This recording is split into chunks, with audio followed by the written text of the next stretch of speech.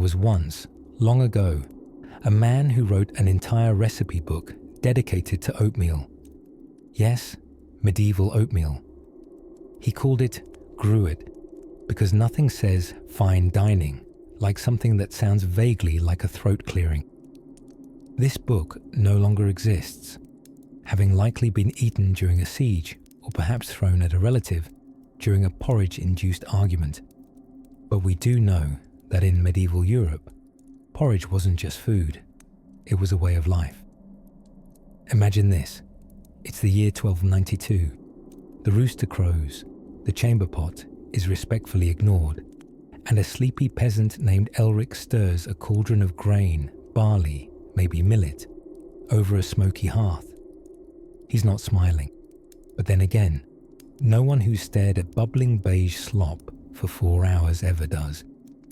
Elric eats this same dish every day, sometimes twice a day, breakfast and dinner, with a lunch of slightly older porridge if he's lucky.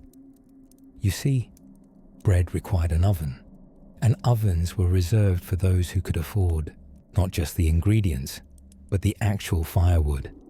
Firewood, a currency that made peasants barter things like 3 beet tops and a look of hope.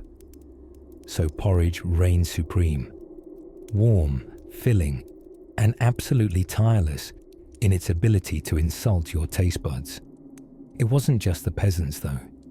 Even nobles indulged in their own fancified version. They'd add saffron and honey with the same joyful abandon we now reserve for late-night snack binges.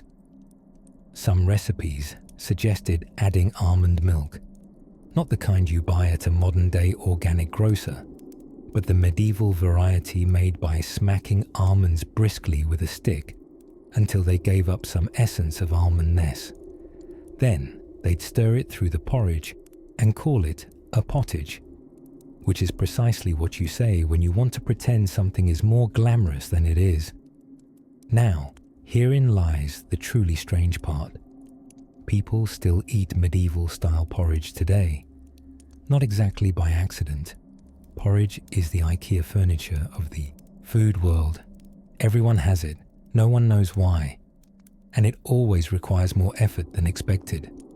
You'll find steel-cut oats in hip cafes marketed with pretentious toppings, chia seeds, goji berries, and words like ancient grain blend, which sounds fancy, until you remember that medieval folks were literally eating ancient grains, not by choice, but because they hadn't invented new ones yet.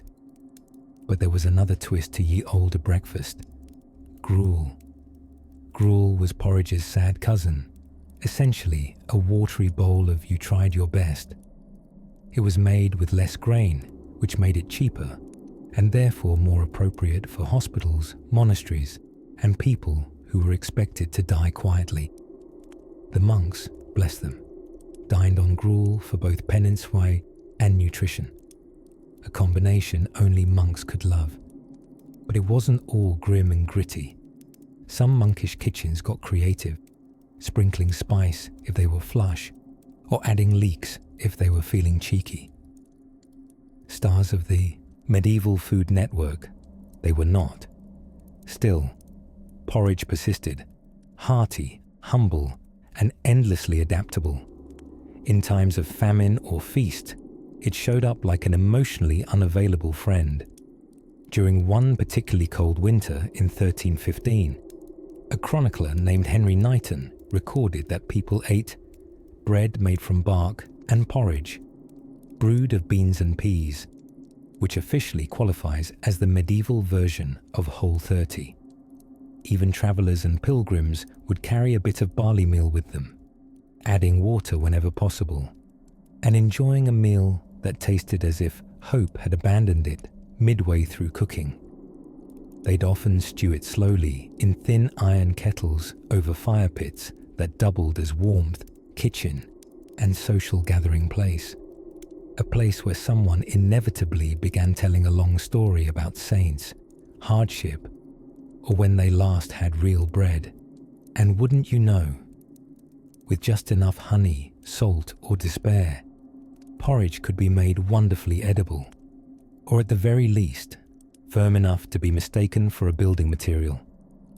Recipes passed from kitchen to kitchen, often unwritten, always updated. Add milk if you have it. Add dried fruit if God smiles upon you. Stir slowly, close eyes, pretend it's soup. These steaming bowls cradled lives through plagues, winters, and uncomfortable silences. They knew the secrets of famine and the joy of a fresh cranapple, if you could find one. And in some form or another, they stayed with us, through centuries, continents, and Instagram trends, forever bubbling away in the background, like a friendly ghost of breakfast past. If these stories help you drift off, please subscribe to the channel. It would mean the world to me. And before you fully fade into dreamland, I would love to know where you're listening from and what time it is there. Now, let's gently close the cookpot lid for tonight and quietly step into the next very edible mystery. Imagine drifting gently through time, where the world smells a bit like roasted meat, a touch of leather, and occasionally regret. Welcome to a medieval kitchen. Now, I know romantic candlelit dinner and Middle Ages aren't two thoughts people often pair together. But before haute cuisine, sprinkled parsley, and plate Instagramming were even concepts, dinner meant survival, with a side of confusion. Let's begin with the noble dish of pottage. This was not so much a meal as it was a lifestyle. A thick stew that sat on the fire day after day, constantly bubbling, like a soup with abandonment issues. New ingredients were casually added: turnips, barley, a suspicious squirrel if someone was lucky, and older ones, well, they were never really removed. It was a medieval version of the eternal buffet, only much more committed to the long haul. Think of it like a never-ending group project in a pot. A peasant family would ladle out a bit of the pottage each day and top it up again, which means Tuesday's lunch may still contain a whisper of Sunday's rabbit or last week's strange floating bean. It was frugal, hearty, and just a tad mysterious. Historians theorize that if you had kept a proper pottage going long enough, it might have gained consciousness and asked for seasoning. To accompany that stew, there was always bread, but not the kind you picture warming in a basket next to some rosemary butter. No, this was coarse, heavy, and could double as home defense. And not everyone even got bread. That was often the luxury of those with access to enough grain and teeth strong enough to make it past the crust. Peasants instead might eat something called a trencher, which was basically yesterday's bread acting as today's plate. Yes, you heard right. Plate bread. You'd serve your food on this edible dish, and if you were well off or very hungry, or both, it would be eaten too. Otherwise, it was fed to the dogs, or more charitably, the poor. This gives a literal new meaning to the concept of seconds. And speaking of the poor, they became very well acquainted with something called peas pudding. Not to be confused with a tasty dessert, no. It was made from yellow split peas, boiled into submission, and then mashed into something resembling the culinary version of sighing. It was plain, it was soft, and it made you full. Not happy, full. Now let's float for a moment upward, up past the grimy shacks and smoke-wreathed hovels to the stone kitchens of the nobility. Here, the food was just as odd, but with considerably more fanfare. Ever heard of cockentries? No. It's probably because you've been spending your life eating normal food, you lucky modern human. A cockentrice was a mythical-looking dish made by sewing together half a pig and half a chicken. Quite literally. Picture the back end of a suckling pig stitched lovingly to the front of a fowl, then roasted whole like some kind of meaty chimera. It was designed to impress, to look, to put it bluntly, very expensive, and very unsettling. Medieval banquets were basically the Renaissance version of performance art. Guests would clap politely while not meeting the cockatrice's eye. Why such madness? In part, it was a display of wealth and creativity, and medieval chefs, especially those cooking for royals, weren't just cooks. They were entertainers, illusionists, and very brave individuals wielding cleavers and questionable judgment. They'd serve pies that released live birds when cut open, and fish that looked like dragons. Because nothing says celebration like being mildly alarmed by your dinner. Oh, and let's not forget one sleeper hit of the medieval diet: hedgehog stew. Yes, people did eat hedgehogs. The poor often had to forage, and hedgehogs were available, slow, and notably unpointy once you removed some layers. Cookbooks from the time even suggested wrapping them in clay, baking them over a fire, and then crunching off the clay, spines and all, to reveal a remarkably edible nugget underneath, like a tiny roast, served with a dollop of necessity. Oddly enough, some of these foods never went away. Pottage evolved into modern stews and chowders. Peas pudding still holds a confused but stubborn presence in parts of northern England. And yes, people still eat hedgehogs in some corners of the world, though hopefully not on first dates. It's strange, isn't it, to think of these medieval dishes not just as historical artifacts, but as relatives of the meals we still reluctantly microwave today.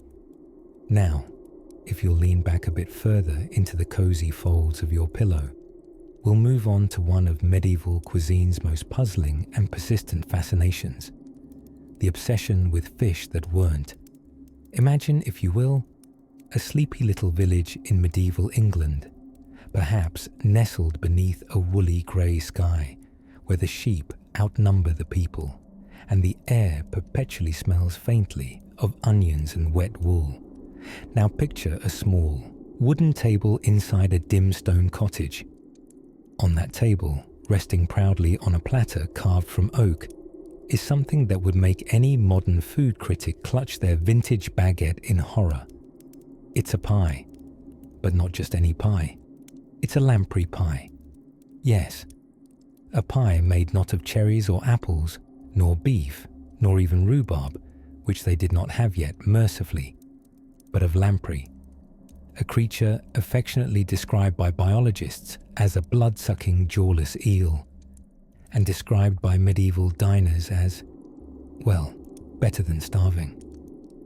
To the untrained eye, the lamprey resembles what might happen if a garden hose had a bad attitude and a suction cup for a face. They were particularly admired by monarchs, most famously by King Henry I of England, who, according to legend, loved lampreys so much he allegedly died from eating too many of them. A most medieval way to go. Plausible. Delicious. Not to us. But in the days before refrigeration and TikTok recipes, this was haute cuisine. Lampreys were usually poached in wine, stuffed with spices, cinnamon, ginger, cloves, and baked into a pie encased in a crust that also functioned as Tupperware. Imagine making a warm, spiced eel pie and gently placing it into a wooden box made of bread, hoping it would last through the week or the walk to court. Remarkably, it often did. They referred to these crusts as coffins, and though that sounds ominous, it simply meant box or container. The pastry itself wasn't usually eaten, unless you were poor or desperately peckish. Think of it as the medieval version of the plastic film on microwave meals, functional but not tasty. It wasn't only kings who indulged in the culinary oddities of the age. These same villagers, our onion-scented friends, had their own approach to sustenance. They had pottage, of course, that eternal medieval stew that simmered day and night over the fire, absorbing every edible thing within arm's reach. Turnips on Tuesday, A wayward onion on Wednesday, maybe a bit of pork on Sunday if the local pig was particularly unlucky. But there were also foods that were less expected. Take, for example, the humble hedgehog. Yes, the spiky woodland creature. In some parts of the Middle Ages, hedgehogs were considered an acceptable, even tasty, source of protein. They were cleaned, dequilled, and then often wrapped in clay and baked whole in the embers of a fire. When the clay was cracked open, the spines came off with it. Magic. A spiny forest bird turned into rustic oven roast dinner. For extra authenticity, you might even stick its little paws upright post-baking for presentation. Bon appetit. To be honest, the Middle Ages were not a time of pickiness. Food was food, and you ate what you had, even if that meant sprinkling your porridge with ground bones for added texture and calcium. And speaking of calcium, let us tiptoe delicately toward the echoing stone corridors of monasteries, where monks who had taken vows of peace and humility sometimes dined on swan. Yes, swan. Glorious, elegant swans gliding along the moats like feathered aristocrats were eaten on special occasions such as Christmas or after a local miracle. Such meals were carefully recorded, not least because swan ownership was restricted and usually kept track of by royalty. Eating one without permission could land you in much hotter water than the bird itself. Preparation involved plucking and roasting the swan, then redressing it in its own feathers after cooking. That's right, they made the swan look like a swan again. A taxidermic dinner guest who'd arrive at the table looking as pristine as it did on the pond, minus the swimming. Now, if your belly is feeling just a little too queasy after that feathered flourish, take heart. Not all medieval innovations were lost to time or taste. One humble dish carried through the centuries, from hut to hall, from serf to sovereign. A treat so delightfully unexpected, it might just deserve the spotlight next. Let's wander, ever so gently, toward the curious case of mock food. Because sometimes the Middle Ages didn't just serve you a surprise, they served you a joke. If you ever find yourself strolling through a medieval marketplace, somehow mysteriously transported through time, there are a few smells that will hit you before the sights do. A thick fog of smoke from open fires blending with the sweet must of spilled ale. The occasional waft of livestock in various stages of being alive or destined for stew. And most memorably, the perfume of fermenting cabbage, mingled with something suspiciously fishy. Ah, cabbage. Cabbage was to the Middle Ages what overpriced guacamole is to brunch. A must-have, whether anyone really wanted it or not.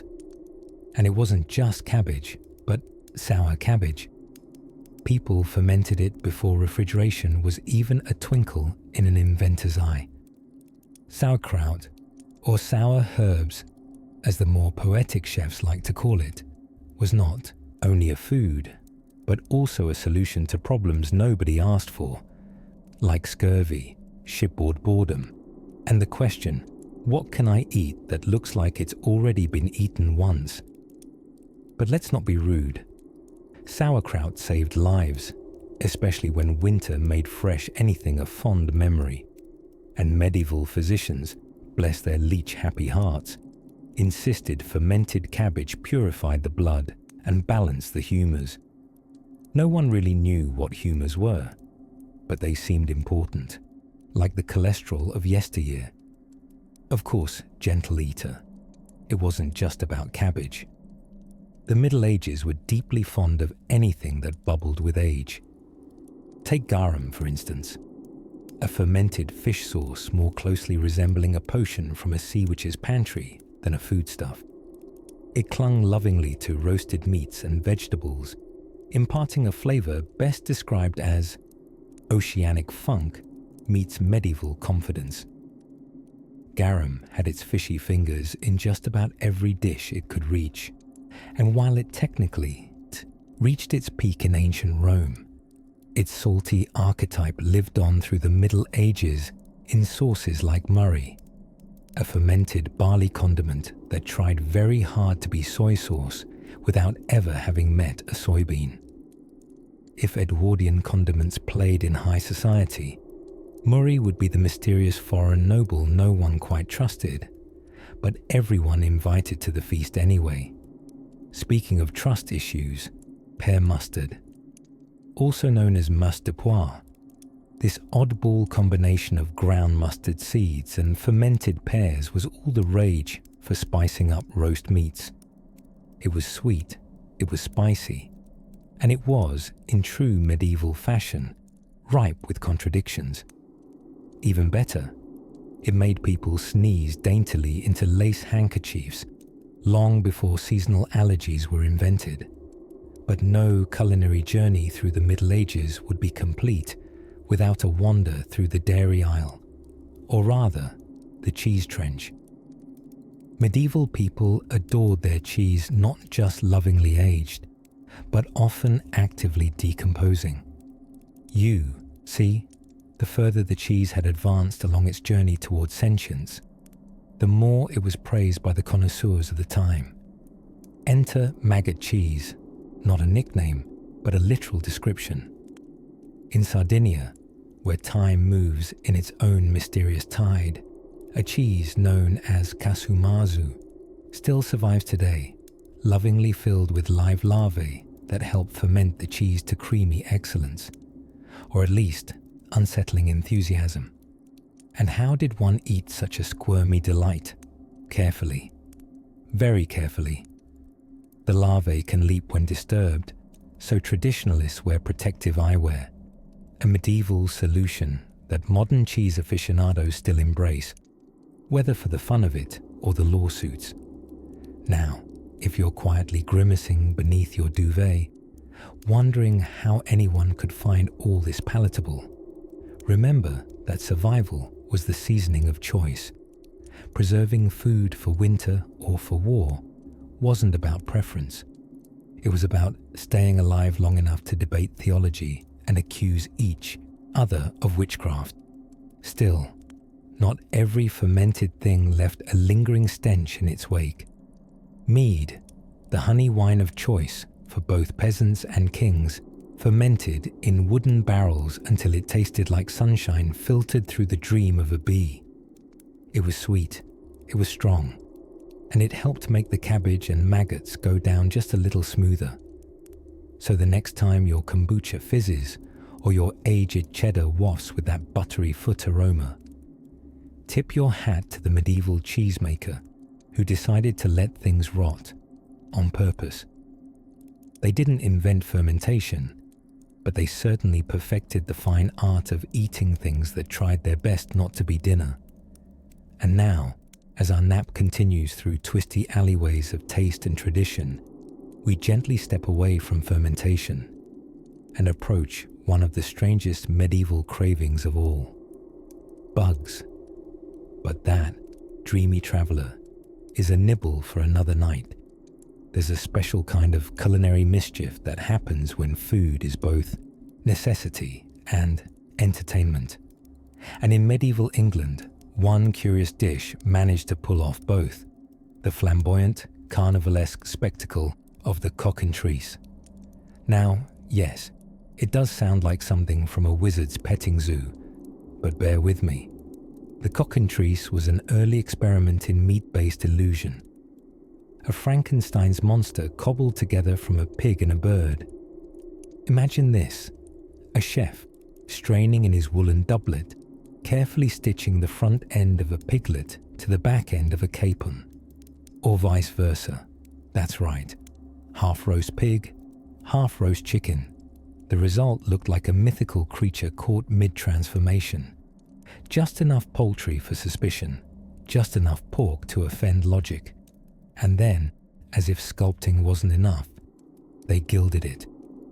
Literally brushed the poor beast with gold leaf, because nothing says feast at the bishop's table like an edible chimera wearing gold paint. These kinds of hybrid foods weren't common peasant fare. No, your average serf wasn't garnishing roast goose with jewelry. This was aristocratic performance art, mostly reserved for banquets that required oohs and ahs on command. But it tells us something delightful. People in the Middle Ages didn't just eat to survive. Sometimes they ate because they liked to show off. And sometimes they cooked like children who'd been left alone with a glue stick and access to a barnyard. Now, while we're in this gilded territory, we must pause and say hello to a beloved medieval ingredient: edible gold. That's right, gold ripped from the ore, hammered translucently thin, and then softly laid over sweetmeats, pastries, or that aforementioned pig-chicken combo trying its best to be majestic. Gold was not consumed for its flavor, which, let's be honest, is on par with licking a coin, but rather for its symbolism. In meals crafted for kings and ecclesiastical bigwigs, it screamed one simple thing: I have more prosperity than taste, and I don't fear scurvy. Some apothecaries also believed that ingesting precious metals could extend one's life or purify the body, but realistically, it likely just led to very sparkly, well, let's just say exit processes. At best, your digestion had a touch of dazzle. At worst, you were paying a fortune to make your chamber pot look like a small treasure chest.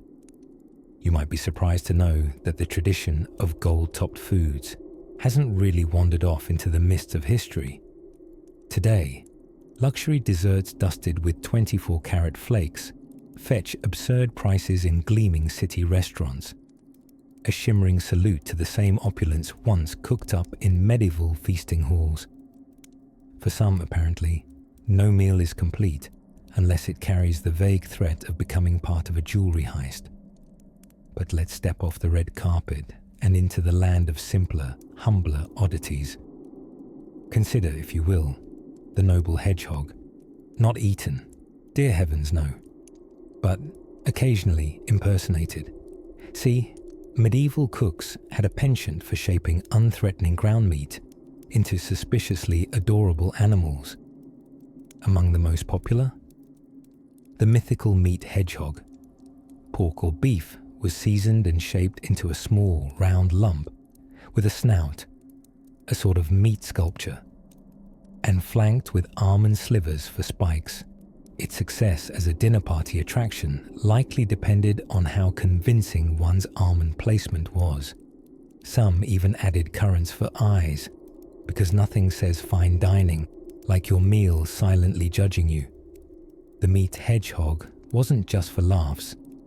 These charming imposters were part of a tradition called subtleties, decorative dishes that were meant to surprise and delight, appearing between courses like edible little theatres. Not to be confused with subtlety as we know it today, these were not understated, they were pageantry on a plate. But perhaps nothing captures the bedtime whimsy of medieval cookery like the idea that someone, somewhere, took a perfectly good roast, made it look like a woodland creature, and then proudly presented it to a table of guests who almost certainly were too hungry to ask why. As the candles dim in our imaginary banquet hall and the scent of gilded poultry lingers in the air, let your thoughts wander to the next curious morsel, something much stickier, sweeter, and unexpectedly fishy. Shh, you'll see. Among the many curious culinary decisions made during the Middle Ages, and they made quite a few, perhaps one of the most baffling was their unflinching admiration for jelly. Not the fruity toast-topping kind. We're talking about meat jelly, also known, quite properly, and with absolutely no irony whatsoever, as aspic. Imagine, if you will, a shimmering, wobbly mold of translucent gelatin, inside of which floats a still-life museum of boiled chicken, chopped egg, parsley fronds, and perhaps, if the chef was particularly avant-garde that day, a few rogue peas who wandered in during the setting process. You might think aspic sounds like a prank that got out of hand in a 14th century kitchen, but no. In the medieval imagination, this jiggly monument was a masterpiece, a royal dish, a marvel of preservation, and a chance for medieval lords to both enjoy their meat and marvel at its architectural possibilities. See, before refrigeration, preserving food was less science and more sorcery. Glazing meats in a layer of gelatin, harvested charmingly from the simmered hooves and bones of cows or pigs, helped to seal in flavor and keep the meat from spoiling. It was also surprisingly portable. Peasants might carry a chunk of boiled rabbit sealed in jelly on a summer journey, protected from the sun and swarming flies by its slippery, glistening armor. What a lunchbox! The upper class, however, transformed aspic into edible sculpture. Dishes were poured into ornate copper molds. Swans, castles, even mythical beasts. Some even set whole, boiled fish into crystal clear jelly, tail curved just so, like they had simply nodded off inside a pond made of ham stock. Making aspic required precision, patience, and the kind of culinary optimism that would make you say, yes, I do want to eat something that looks like a haunted snow globe. And medieval cookbooks, those majestic scrolls of gustatory experiment, didn't shy away from the wilder side of meat jelly innovation. For instance, a 14th century English text called The Form of Curry suggests creating jelly of fish with almond milk and, brace yourself, pike liver. Nothing says dinner party like a transparent dome filled with almond-scented eel guts. Now, here's where it gets stranger, or perhaps pleasantly familiar, because meat jelly didn't just moonwalk into historical oblivion.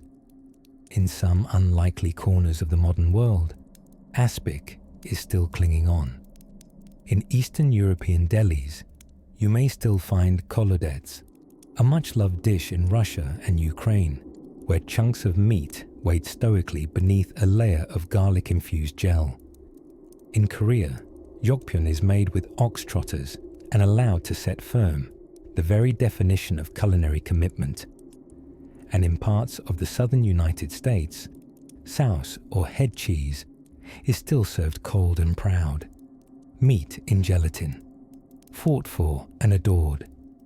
There's a certain poetry to it, because while the roast chicken disappears and the apple pie fades away, aspic waits, glinting on a banquet table like something Julius Caesar might mistake for treasure. Maybe it's terrifying, maybe it's strangely beautiful, maybe both. But in every shimmering layer is a reminder that food is not just sustenance, it's style, it's storytelling, it's someone, centuries ago, deciding the logical next step after boiling a pig's foot was to make it into an edible window. Oddly enough, this brings us, floating gently back through history, to another strange staple of the medieval table, one that sounds luxurious but was entirely too common. A rather large, amphibious bird that waddled its way into the cookpots of kings and peasants alike. In the flickering shadows of medieval hearths, there roamed a quiet predator, one most feared not for its teeth or claws, but for its indelicate aroma. It crept onto feasting tables with the guile of a jester and the persistence of a tax collector. And its name was garlic. Now keep your nose on, dear listener, because this simple bulb, though wholly innocent today, unless you're a vampire or on a first date, was once the subject of suspicion, admiration, and occasionally mild panic. In the Middle Ages, garlic was a food of labourers, peasants, and those with strong stomachs and not many friends. It was considered, by nobility, to be a bit unrefined. The medieval aristocrat looking to impress at court would not be caught dead reeking of garlic. Spices imported on the backs of camels and layered in Venice gold. Yes, but garlic, that was for those who dug the ditches and cleaned the chamber pots. Yet, despite its humble repute, garlic persisted. It grew in every village garden, it stirred in every peasant pot, and, most importantly, it survived 7 centuries of fluctuating culinary fashion and dubious church opinions. You see, the church had a rather complicated relationship with flavor. Monastic guidelines often urged restraint in taste, lest the tongue become a slippery slope to mortal sin. But garlic, medieval monks disagreed about it. Some considered its smell to incite worldly thoughts. Others prescribed it for improved digestion. A few, radical for their day, probably just liked the taste. To many people of the time, garlic was medicine and magic combined. It was used to treat everything from snake bites to the plague, a remarkable range, especially considering neither of those things was particularly treatable. Physicians, or at least those playing them in real medieval life, might crush garlic with wine and rub it into wounds. Not entirely unreasonable, as garlic does, in fact, have antimicrobial properties, though turning it into a Middle Ages smoothie and slathering it across your festering buboes, that's a stronger disclaimer than modern commercials could handle. Garlic was also employed as a spiritual force field, a kind of aromatic barrier. It was believed to ward off evil spirits, bad omens, and pesky in-laws. If you were going on a long journey, you might tuck a clove in your pocket. If your livestock were acting odd, which admittedly medieval livestock did frequently, you might hang garlic from barn beams to chase off mischievous fairies or demons with questionable hygiene. And interestingly, garlic also came bundled with a side of culinary confusion. Much like every medieval cookbook, which were effectively just vaguely threatening suggestions, some recipes offered wildly diverse ways to use it. Roast it whole, mash it into porridge, blend it into sauces, or sneak it into stew. Just never serve it at a banquet if you hope to be kissed afterward. Oh yes, there were medieval stews so laden with garlic they could double as defensive weapons. Recipes with names lost to the ages, perhaps something charming like something we found in the garden and boiled for 7 hours. Meat optional, garlic not. Now, here's the dreamy twist. Garlic never gave up. Through centuries of superstition and social status snobbery, it trudged on. From peasant's pantry to Caesar's kitchen, garlic has endured. And today, it is sprinkled, roasted, sautéed, and beloved across continents. Once the stinky underdog of the dinner table, it now dazzles in Michelin-starred dishes, pressed into oils, infused in everything from bread to ice cream, depending on how brave you're feeling on any given day. You might say garlic is the ultimate medieval comeback story. It wasn't dignified, it wasn't dainty, but, like the best bedtime heroes, it was stubbornly useful, surprisingly clever, and always just a little bit too much. And as the moon casts its silvery light over cobbled streets and fire-lit kitchens, we follow that warm, familiar scent one step further, deeper into the dream-drenched world of curious cravings and historical kitchen curiosities, a place where what filled the pot also filled the imagination. And sometimes, oddly enough, the jug. Of all the things people in the Middle Ages confidently munched on, one of the boldest, bravest, and, depending on where you stood on the culinary spectrum, most baffling choices was something that even now glimmers faintly in our modern pantries. Let us dim the torchlight and tiptoe into the feasting halls of the past, where a golden, viscous mystery flowed freely over roasted meats, medicinal draughts, and the occasional nervous visitor. Mead, of course, and the golden crown jewel, honey. Now, while honey's hardly shocking on toast or in tea, medieval people saw it less as a sugary treat and more as a gift from the divine. And frankly, who could blame them? Bees literally vomit sweet gold. It's miraculous they didn't build altars.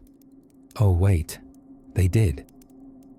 In monastic gardens and village hives buzzing like gossiping grandmothers, honey wasn't just a sweetener. It was currency, medicine, and miracle. People believed honey could cure almost everything, from sore throats to internal demons. It was smeared on wounds, stirred into broths, even rubbed on teeth to make them sparkle, or at least to distract from their general medieval melancholy. But honey's most curious use, fermented into mead. Glorious golden mead, the drink of poets, warriors, and anyone hoping to forget how long winter would be. Mead was so revered that it shows up in Norse mythology as the mead of poetry, supposedly making drinkers smarter, which might explain why, shortly after a few mugs, they felt wise enough to begin hopping on tables and reciting impromptu limericks at the king. Still, it wasn't just honey itself that earned an eyebrow raise then, and raises even more now.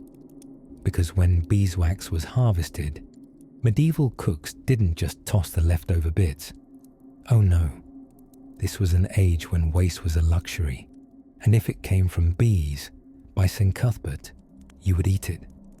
In a few remote regions, beeswax would be softened, melted down, and stirred into certain dishes, and perhaps the most eyebrow-hiking of them all, candle scrap soup.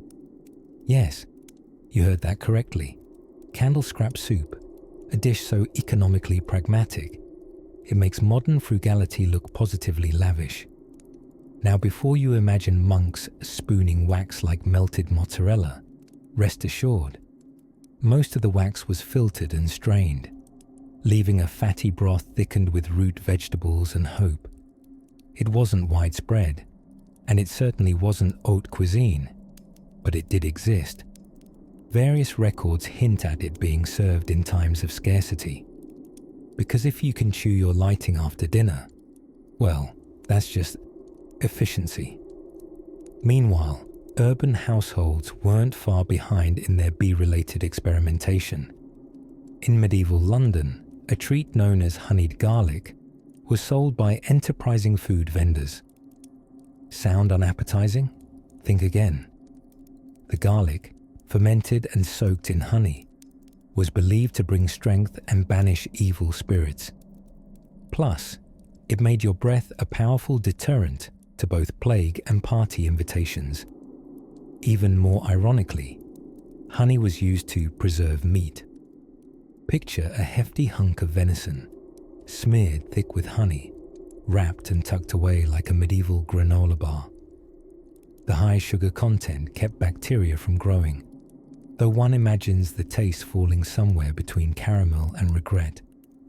And yet, somehow, some way, many of these practices survived. Today, mead is being revived in fashionable craft breweries, often sipped in goblets by people with an alarming number of board games in their apartment. Honeyed garlic has become a darling of food influencers, usually atop sourdough toast under a caption that begins with "you guys." And fermented honey concoctions are again being slathered on everything from ribs to skin.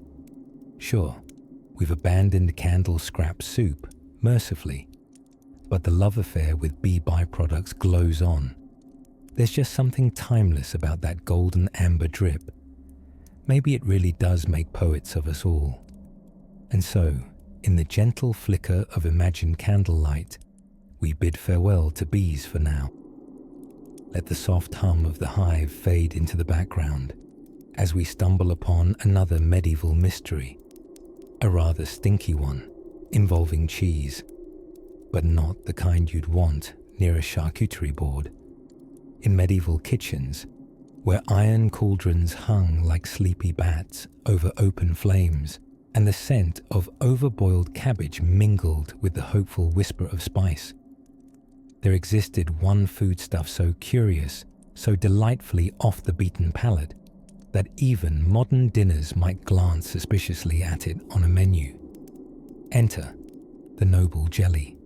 Yes, jelly, but not the fruit-inclined, toast-hugging jelly you're casually spreading across your croissant at brunch. No, this was an entirely different beast, or rather, made from a beast, specifically from its feet. Aspic, as it came to be known, was essentially medieval meat jello. It began innocently enough. Take a bucket of leftover animal parts, preferably hooves or snouts or something that had never considered itself glamorous, and boil them with bones until a thick, wobbling gelatin formed. Then, because the medieval mind saw a blank jelly canvas, not as a warning but an invitation, they'd place chunks of meat, eggs, poultry, or, if you're feeling particularly indulgent, small decorative herbs inside it. The result? A glistening dome of something. Picture a pork terrine doing avant-garde ballet in gelatin form. Voila! Dinner and possibly lunch on Tuesdays. Now, the truly magical part of aspic, besides its uncanny resemblance to something you'd see, illuminated on a medieval manuscript page under alarming feasts of the rich, was that it kept food preserved without refrigeration. Thanks to the slime-hardening properties of collagen, it acted like an edible Tupperware, charming in a chewy kind of way. Royal courts adored this culinary showpiece. At banquets, nobles would gaze lovingly at translucent towers encasing roast quail as though peering into glimmering, meaty snow globes. It wasn't just food. It was art. It was science. It was an acquired texture. And yes, for the skeptics curled up now with their oat milk lattes, aspic still lives among us today, quietly lurking at potlucks and on Eastern European holiday tables, disguised as jellied tongue or sauce. It's found in Korean jokbal feasts and Vietnamese thit jong. Somewhere, someone is slicing shimmering squares of pork trotter jelly with a look of reverence. You may not want to join them, but they exist. Of course, creating aspic was no casual affair. One didn't simply stumble upon cobbled streets, discover a pig's foot, and decide on culinary innovation. It took time, patience, boiling that strategic slurry of animal parts for hours on end, so long that it turned the medieval kitchen into a sauna of bubbling broth and formidable determination.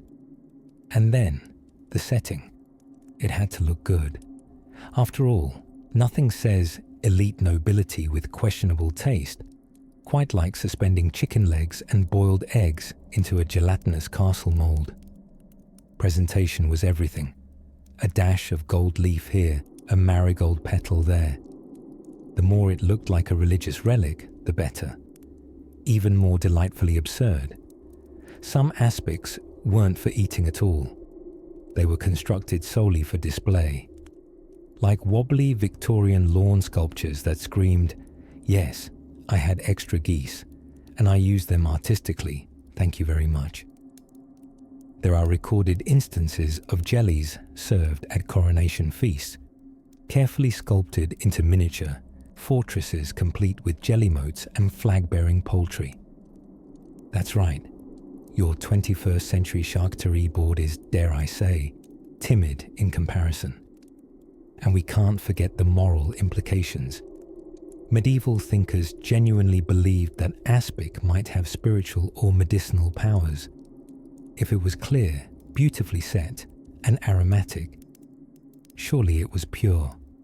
After all, anything that steadfastly refused to melt in the sun and could bounce slightly when dropped must have been divinely inspired. Yet, for all its curious wonder and bouncing bravado, aspic eventually fell out of fashionable favor in much of Western Europe. By the time the Enlightenment rolled in, the people demanded answers, not wobbles, and their meals followed suit. Still, here and there, aspic endures, shimmering silently at ceremonial tables, reminding us of a time when texture trumped taste and dinner could double as sculpture. So tonight, as you drift deeper into dreamland, let the image of a medieval banquet table flicker gently in your mind. Flickering torches, swishing gowns, and a quivering platter of meat jelly holding court. And perhaps, just perhaps, something even stranger awaits at the next course.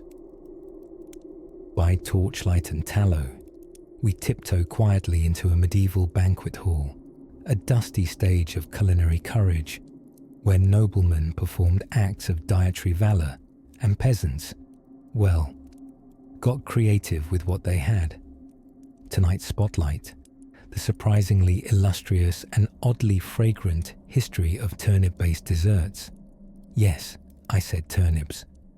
Those knobby root vegetables better known today as an afterthought in modern supermarkets. Or maybe an unfortunate side dish that showed up one Thanksgiving and never got invited back. But in the rolling green pastures of medieval Europe, turnips were something of a versatile miracle. They were the Swiss army knife of medieval crops. Boiled, baked, mashed, pickled, and, in moments of pure desperation or fleeting inspiration, they were sweetened and served as dessert. Though it never quite became the cronut of the 14th century, it certainly had an underground following. Medieval chefs, those robed visionaries with questionable hygiene but remarkable imagination, sometimes paired mashed turnips with honey, dried fruits, and, wait for it, rosewater. Yes, because nothing says noble luxury like perfumed root mash. This dish, which no modern chef would dare put on a brunch menu, was served in courts to wide-eyed nobles who pretended, bravely, that this was the height of after-supper indulgence. Of course, this gustatory gamble wasn't so much about taste as it was about available resources and a shared group delusion. Sugar, in the early Middle Ages, was rare and precious, more precious than certain small kingdoms, which, to be fair, were often about the size of a decent farm shed. So when you wanted to flavor your food but didn't have an international sugar route, you turned to honey, dates, or, if budget cuts had hit particularly hard, fermented beet syrup. This meant that even root vegetables, if cooked long enough and with sufficient optimism, could pass for sweet. Not that turnips were the only unlikely candidates for dessert. Cabbage pudding was another brave creation, though its legacy, strangely, hasn't endured on modern dessert carts. This cabbage concoction often required slow stewing in cream with a heavy hand of nutmeg and a prayer someone wouldn't mistake it for soup. But back to our beloved turnip. For peasants, it was a dependable dessert, perhaps their only one. For the upper classes, flirting with turnip sweetness was a flirtation with frugality, a culinary humble brag of, oh, we don't need sugar to feel satisfied.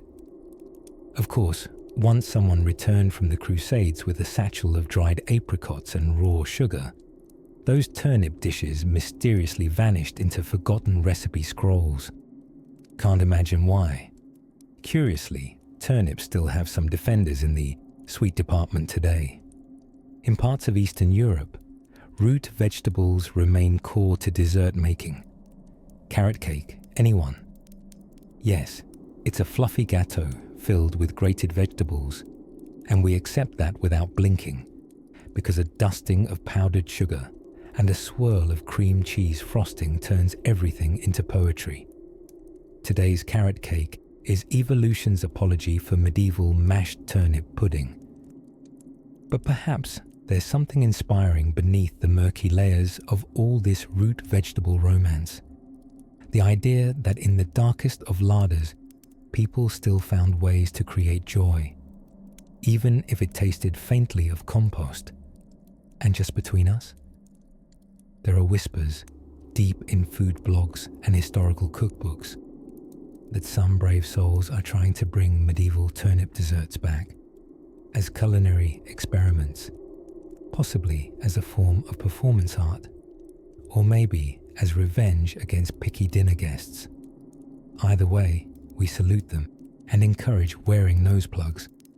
Now, imagine candlelight flickering against coal stone walls, the distant sound of a lute, and a wooden spoon dryly scraping the inside of a ceramic bowl, a final scoop of sweetened turnip mash, eaten under the high beams of a thatched roof. We'll leave the table quietly now, stepping past the slumbering pantry cats and the precariously hanging garlic ropes. Our next dreamy detour lies just beyond the open barn doors, where the scent of an herbal oddity floats in the air. An herb that was believed to do everything, including protecting you from witches and curing your hangover. A little green miracle you've likely brushed past without ever knowing how much power it once held. Somewhere in a sleepy corner of medieval Europe, there sits a woman at a wooden table, humming softly as she tenderly cradles what looks like a moist ball of gelatinous moss. Except, it's not moss. It's a delicacy. Beloved, puzzling, and as unshapely as wet corduroy. A medieval delight known as aspic. Aspic, if you're unfamiliar with the finer artifacts of bygone cuisine, is meat jelly. Yes, you heard that correctly. Jelly. But instead of sweet fruit or helpful vitamins, it's thick with simmered bones, boiled joints, and the sheer wishful thinking of peasants who refused to let anything go to waste, not even what was clinging to the inside of a pig's ear. To understand aspic is to understand a time before refrigerators, when Napoleon hadn't even invented his haircut yet. In those days, preserving food was less about Tupperware and more about coaxing animal parts into congealing, a word that should never be used too close to bedtime. And yet, here we are. It seemed logical then.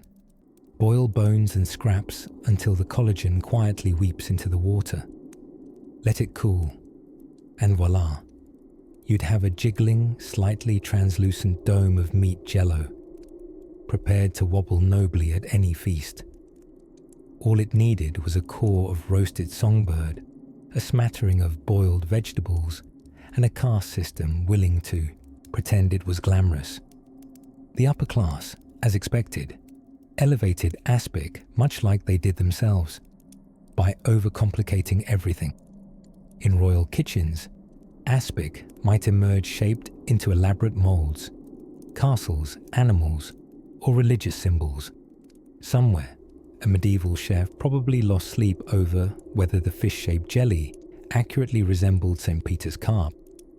A stressful job, especially when your soufflé is made of squirrel. But lower down the feasting hierarchy, among hard-working townsfolk or those who had more soup than teeth, aspic was simpler.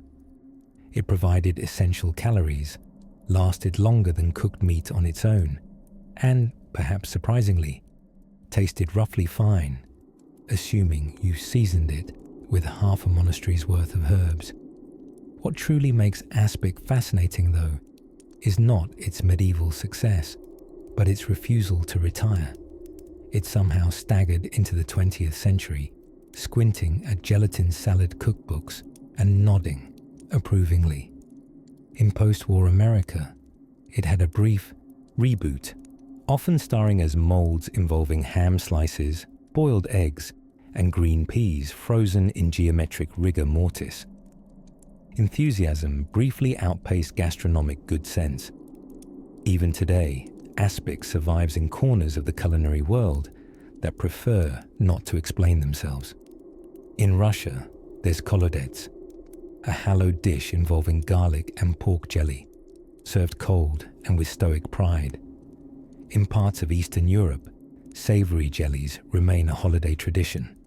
And in France, chaudfroid, like aspic's fancy cousin with a wine cellar and judgmental eyebrows, still makes the rounds in professional cuisine. What a legacy for something originally created by accident and necessity, and likely accompanied by a chorus of confused livestock. Interestingly, aspic historically wasn't just about taste or preservation. It was also a medieval form of display. There are records of dishes with entire scenes trapped inside a clear jelly base, tiny roast birds encased mid-flight, or even miniature representations of biblical miracles. Imagine serving your guest the loaves and fishes, literally, in a shimmering gelatin plate. It's a performance piece, a wobbly, edible fresco. But the question remains, did people actually enjoy it? Well, it depends whom you ask across the centuries. Some scholars believe that medieval diners had different expectations when it came to texture. Where modern tongues may flinch at meat in a jelly tuxedo, medieval palates welcomed the contrast, the surprise, the mingling of hot and cold, soft and chewy. Besides, in a world where bread was often harder than your moral compass, aspic could actually feel like a treat. Some guests may have even vied for the coveted centerpiece slice, the noble end piece, boasting the perfect cross-section of tongue, carrot, and mystery meat that settlers only referred to by the sound it made when cooked. And so this humble, shimmering anomaly held its place on tables rich and poor alike, undulating gently as centuries passed and diets changed. Yet somewhere, in a quiet stone kitchen crowned with soot-dark beams, someone still ladles bone broth into a mold and lets it shiver toward greatness. Time bends gently now as we follow that jelly trail farther down the alleyways of ancient flavor, moving toward another medieval culinary curiosity, one that slithered, hissed, and occasionally wore parsley. But that's a tale for the next soft-spoken page. In the hushed flicker of torchlight, where the scent of tallow and thyme danced beneath the vaulted ceilings of medieval halls, there lurked a culinary contraption so audacious, so needlessly complicated, that one might wonder whether it was invented to impress, or simply to confuse the poultry involved. Enter the noble cockatrice. Now don't worry, that's not a spell gone wrong, or some type of reptilian chicken conspiracy. The cockatrice was a very real, very medieval dish, designed to dazzle the nobility and bewilder the lower staff. A Frankenstein feast made by sewing the front half of a piglet to the rear end of a capon, or the other way round, depending on your personal preference for porcine poultry aesthetics. The idea was simple. Or, well, simple if you had a team of cooks, plenty of spare animals, and an aristocratic dinner party full of guests waiting to be amazed. The two animals, one bird, one pig, were carefully cleaved at the midsection and, with the grace of a culinary necromancer, stitched together into one majestic meat chimera. It was then roasted whole on a spit, basted with saffron-tinted butter until golden and vaguely mythical looking. Some versions were smoked, some were glazed. All of them were utterly absurd. But in the grand medieval tradition of banquets as performance art, the cockatrice wasn't just about flavor. It was about spectacle. Kings and queens didn't merely want to dine. They wanted theatre on a platter. And what says leisurely wielding power more than creating an unholy meat hybrid before your guests' very eyes? It wasn't alone in the medieval hall of food oddities either. You see, back then, presentation could speak louder than taste, and taste was often suspicious anyway. When your spices traveled halfway across the known world, and your food preservation involved a mix of guesswork and salt-laden hope, having dinner look intriguing was half the battle. Occasionally, victorious crusaders would return not just with foreign spices and tales of bravery, real or lovingly exaggerated, but also outlandish food habits, stuffed dormice for instance, tiny rodents filled with herbs and minced meat, roasted in their skins, were delicacies inherited in spirit from the Romans, though perhaps the Middle Ages, in their modest humility, turned to slightly more achievable creatures like pigeons or hedgehogs. Oh yes, hedgehogs. Nocturnal, adorable, and spiky. Hedgehogs were sometimes roasted whole and presented with their bristles intact, crisped and dark, like a well-done toothbrush that's seen one too many nightly snacks. The trick was to bake them in clay, then crack the hardened shell open to reveal the spiny surprise within. It was a medieval version of a Kinder Egg, only instead of chocolate and a plastic toy, you received a small, edible woodland creature that may or may not look at you with judgmental little eyes as you seasoned it. Now, if you find yourself wondering whether people actually enjoyed these dishes, well, that's a little tricky. It's hard to say whether Lady Margaret really relished her hedgehog korma, or if she leaned politely on the table, chewing carefully and wondering if perhaps becoming a nun would be simpler on the digestion. But for the nobles, part of the point wasn't enjoyment, it was authority. Serving extravagant, unusual, or borderline diabolical dishes showed that you controlled both beasts and budgets. You could command a kitchen to meld species, reinvent lunch, and make dinner guests laugh in horror, all because you had the power. Culinary curiosity was quite literally the main course. At the very least, guests could liven up their manners by debating which end of the cockentrice tasted better. But not all medieval meals required the skill of a seamstress and the soul of a ventriloquist. Some curious dishes were simple and nearly sweet. Meat jellies, for instance. Savory puddings for people who liked their ham to wobble. And yet, among all this jelly and hedgehog and hybrid roastings, something began to emerge. A truth, soft and shimmering. That food, in every age, is a story disguised as sustenance. A story of class, of fashion, and occasionally, a story with two heads.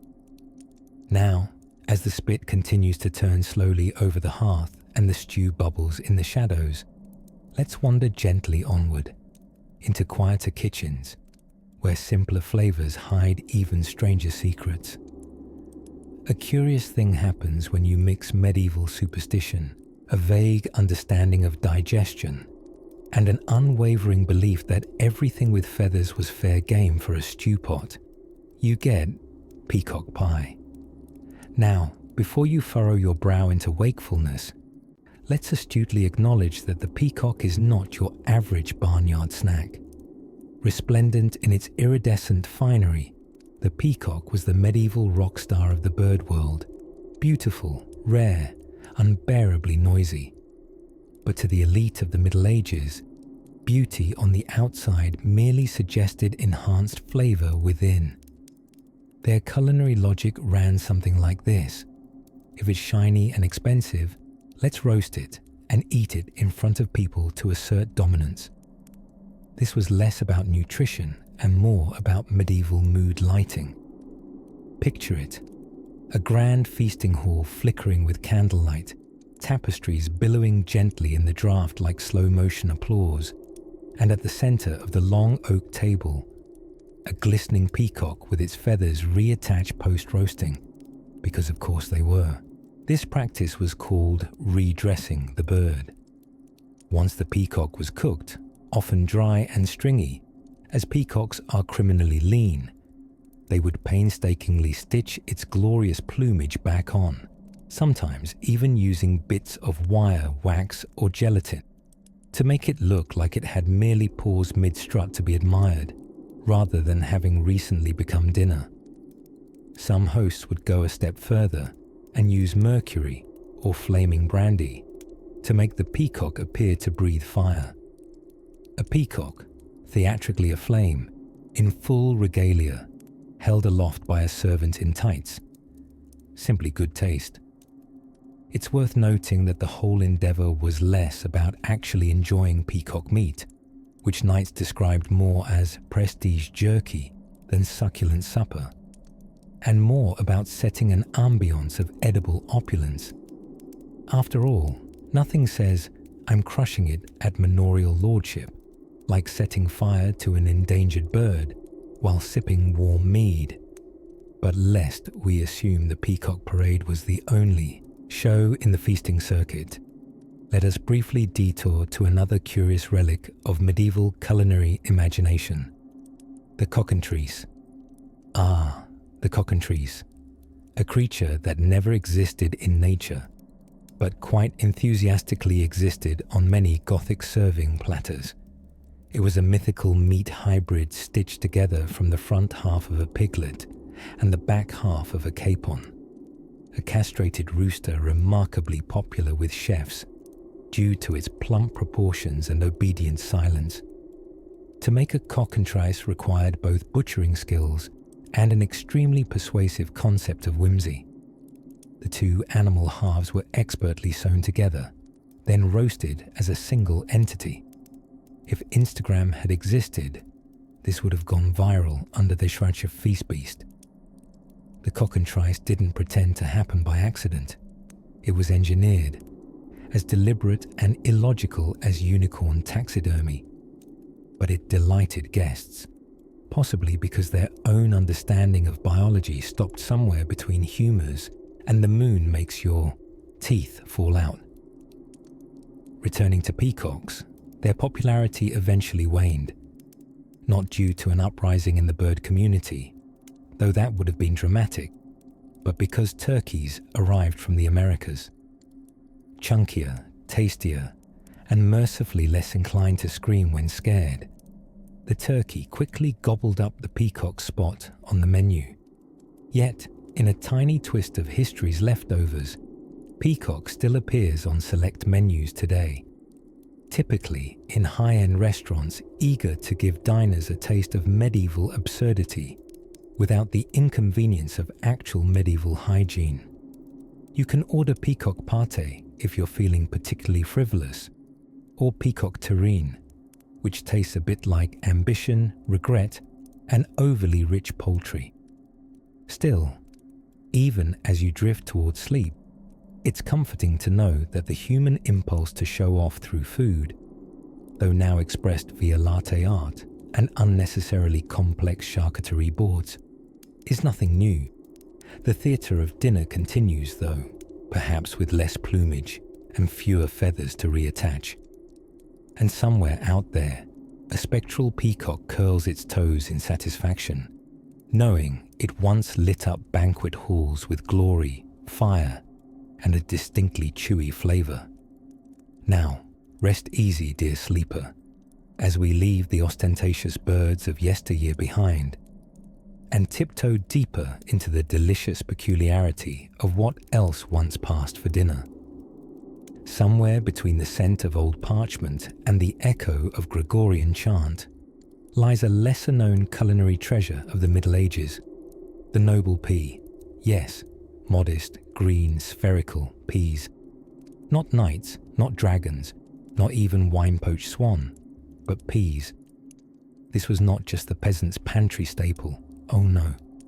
These little legumes had a chokehold grip on European food culture tighter than any corset laced in a rush before a royal banquet. Picture it. Medieval Paris, the air turbulent with chimney smoke and street-side sermons. In the market square, vendors waved bunches of herbs like magical scrolls, but tucked among them were great sacks of dried peas, green and yellow, innocent-looking, and ready to be soaked into oblivion. Sweet, mushy oblivion. Peas were the unsung accompaniment to everything. Noble feasts served them buttered. Peasants boiled them down into porridge, and monks, ever the culinary minimalists, use them as a base for surprisingly hearty Lenten stews. Because if you're going to abstain from meat and mirth, you might as well do it with a full belly of puree. The Middle Ages held a curious affection for foods that could be both sustenance and vague punishment. Peas sat neatly between the two. On one hand, they were reliable, affordable, and filled you up. On the other, peasants often consumed them so regularly, often twice daily, that they became a symbol of tedium itself. You might grow up, fall in love, face a plague, and still eat the same pea soup breakfast as your great-grandfather did. Romantic, no? Now the story becomes more curious when we trace the evolution, or was it a quiet rebellion, of the pea. While nobles feasted on capons wrapped in pastry and spiced with ingredients stolen from 4 separate continents, they still rather liked their peas, though naturally, they needed to be artistically mashed and mystically seasoned. A dish called pea pottage emerged, a greenish sludge served warm in silver bowls, blazing with prestige and bay leaves. Royal chefs sometimes adorned it with a poached egg, the ultimate bow tie in the culinary world.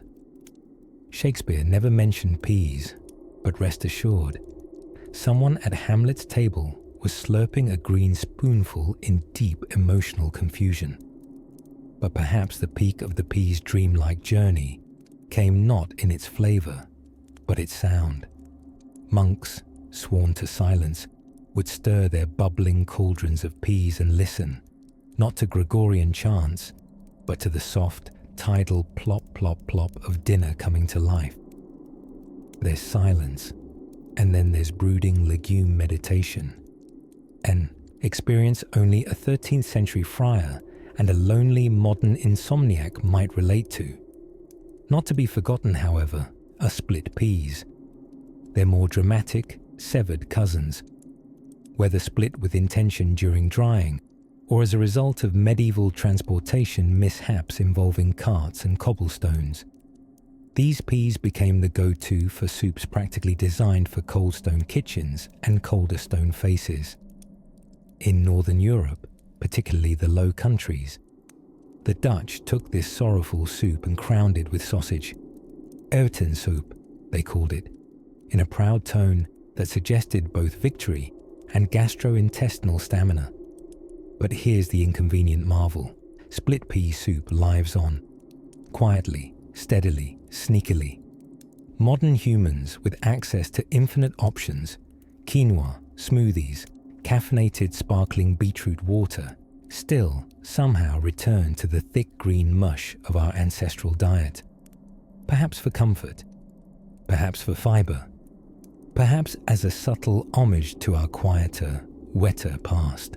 And sometimes, just sometimes, the spirit of a medieval cook smiles eerily in the kitchen as we ladle it into a chipped bowl.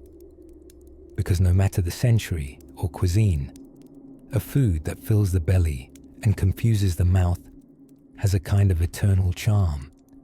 And so, as the fire dims and shadows curl gently along the parchment walls, it's time to leave our peas at rest. Ahead lies a nocturnal tale of snail farming. Yes, slow, slimy, surprisingly lucrative. Our next peculiar bite awaits just beyond the garden wall. As we drift further into the velvety folds of medieval cuisine, past the oddly fragrant soups, the mysterious porridge methods, and that noble obsession with pickling just about anything, we find ourselves stumbling gently into something considerably more pungent. Let us open the creaky pantry door of yesteryear and breathe in the unmistakable aroma of fermented fish. Yes, fermented. As in, fish that has shaken hands with time, waved goodbye to refrigeration, done a interpretive dance with bacteria, and come out the other side smelling like a philosophical riddle wrapped in brine. Allow me to introduce you to garum, a source of such renown that ancient Romans likely wept tears of joy. or perhaps psychological confusion, while pouring it over their meals. Though Roman in origin, garum never quite disappeared from the culinary stage. You see, by the Middle Ages, its legacy had transformed into something both honourable and horrifying. A salty, fishy concoction that whispered from beneath wooden lids and ceramic jars, still beloved in many parts of Europe. The making of medieval garum, or liquamen, or fish sauce, as it sometimes politely prefers to be called, wasn't quite what you'd imagine during a picturesque picnic. Imagine instead layering fresh fish guts, yes, guts, primarily anchovy or mackerel, with copious salt. Then leave this cheerful blend to marinate under the sun for a few months. The Mediterranean sun, no less, hot, relentless, and undeterred by shame. The result? An amber-coloured liquid that tasted transcendent to those fasting on barley stew and cabbage water. This oily potion became a cornerstone seasoning before Europe figured out what a peppercorn was. Indeed, it was the secret umami bazooka of the medieval spice cabinet, if you ignored the fact that it smelled like Poseidon had a bad day. But before your modern sensibilities retreat in horror, allow me to whisper a truth into your sleepy ears. Fish sauce is still very much alive. In fact, if you've ever savoured Vietnamese nuoc mam, Thai nam pla, Korean jot gal, or even that Worcestershire sauce lurking in Western fridges, then congratulations, your tongue has already hobnobbed with ancient garum's grand offspring. The global village likes its fish well aged, it seems. Now, medieval kitchens weren't just limited to fishy brews. They turned their curious attention to milk too, but not in any fashion your local barista would understand. Enter kumis, a fermented mare's milk cherished by the Turkic and Mongol peoples and spread mischievously into Eastern Europe. The flavour, tangy, effervescent, and not unlike a drinkable yogurty emotion, but Western medieval palates found it adventurous. Understandably, not everyone enjoys their dairy products sounding like they're galloping out of a wooden cup. But let's not overlook the monks. In between illuminating manuscripts and brewing ales stout enough to knock a squirrel gently off a tree, they discovered that just about anything could be fermented if prayed over long enough. In fact, the Benedictine order became the original kombucha enthusiasts, minus the mason jars and inspirational Instagram quotes. And if you think modern hipsters invented briny pickles, try wandering through a medieval monastery cellar. You'll find rows of salted herring, cauliflower preserved in vinegar, and suspiciously crunchy apples bobbing in barrels. What monks lacked in orthodontics, they made up for with a profound understanding of microbial wizardry.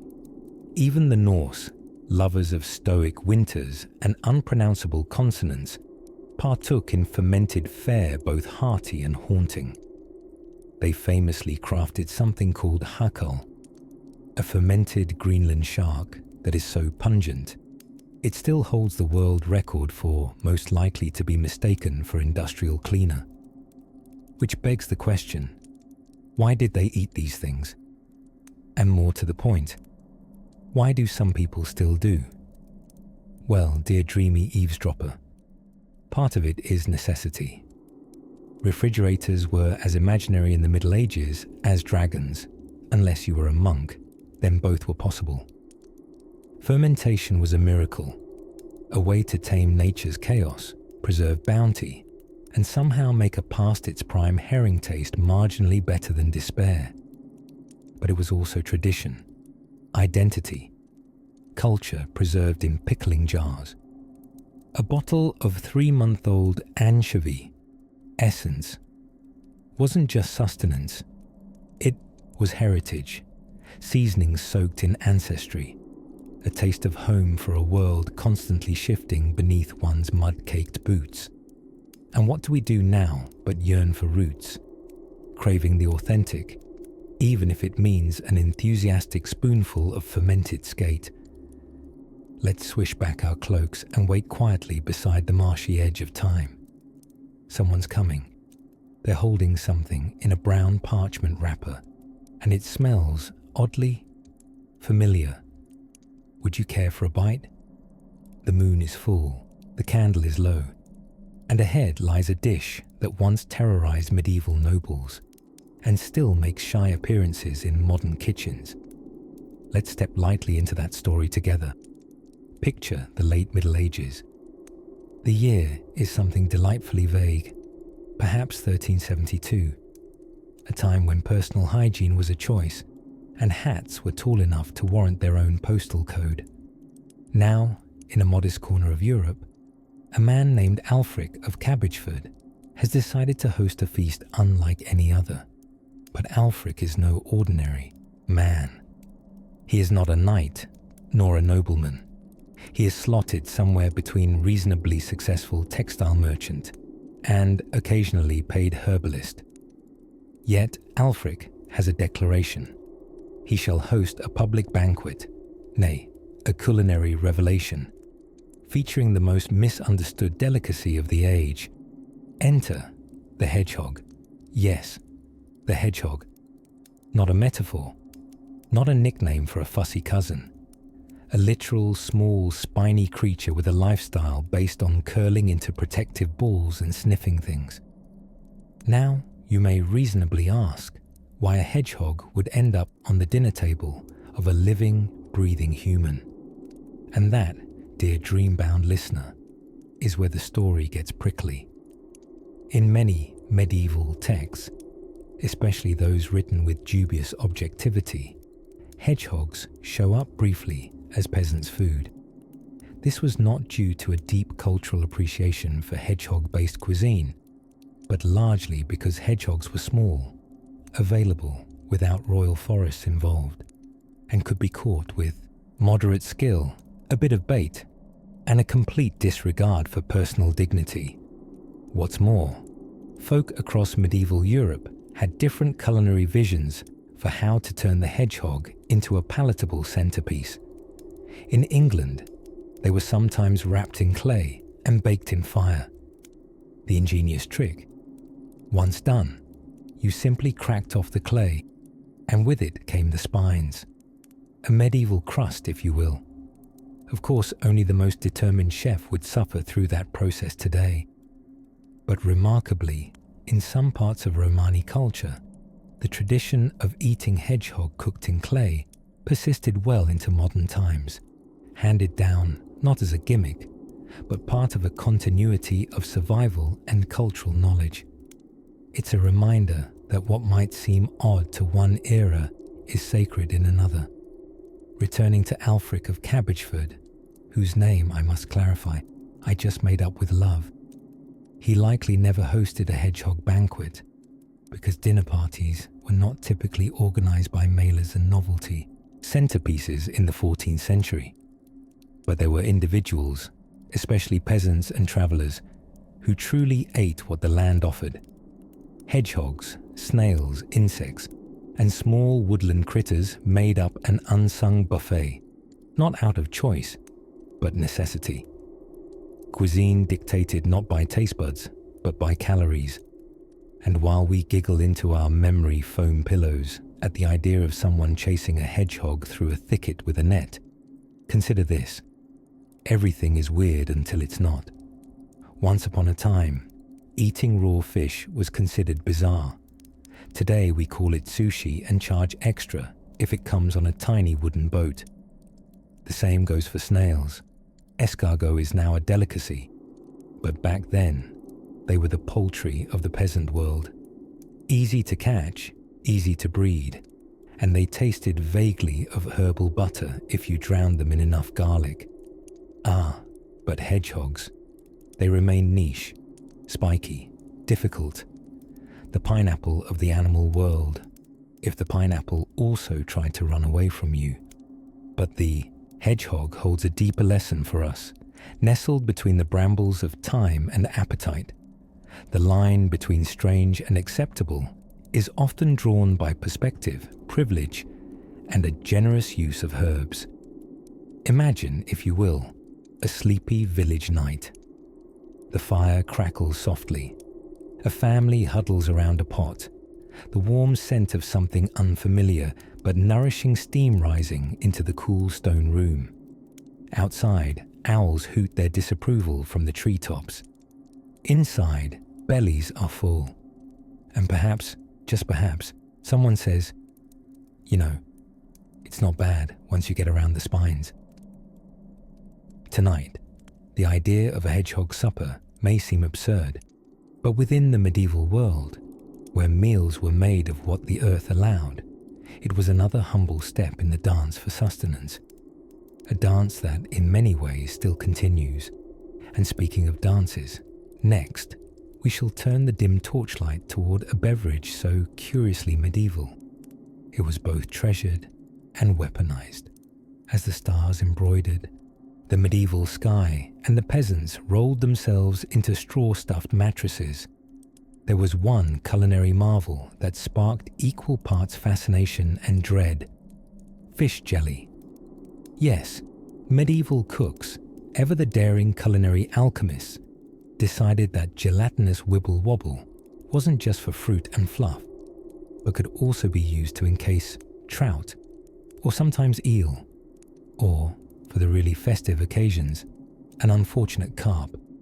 Now, suspend all modern judgment. They didn't have refrigeration, or TikTok, or nacho cheese Doritos. Preservation was an art form, a survival tactic, and also, as it turns out, a dramatic dining centerpiece. These medieval jellies, known as aspics, weren't just for show, though show they did. They shimmered like seized amber, their translucent domes trembling regally upon the Lord's table, their edible contents staring back at you like the ghosts of freshwater past. The magic ingredient? Not a packet of lime-flavored jello, alas, but boiling the bones of animals, usually pigs or calves, until they released collagen. That slippery substance one can now buy in powders at wellness shops frequented by people who say namaste with deeply furrowed brows. The resultant broth thickened into a jelly once cooled. And into this quivering cradle, the brave cook would tuck flakes of poached fish, slivers of carrot, or if feeling really adventurous, hard-boiled eggs cut into precise little moons. When truly ambitious, they'd mold it into shapes, fish inside of fish-shaped jelly. Inception, but edible.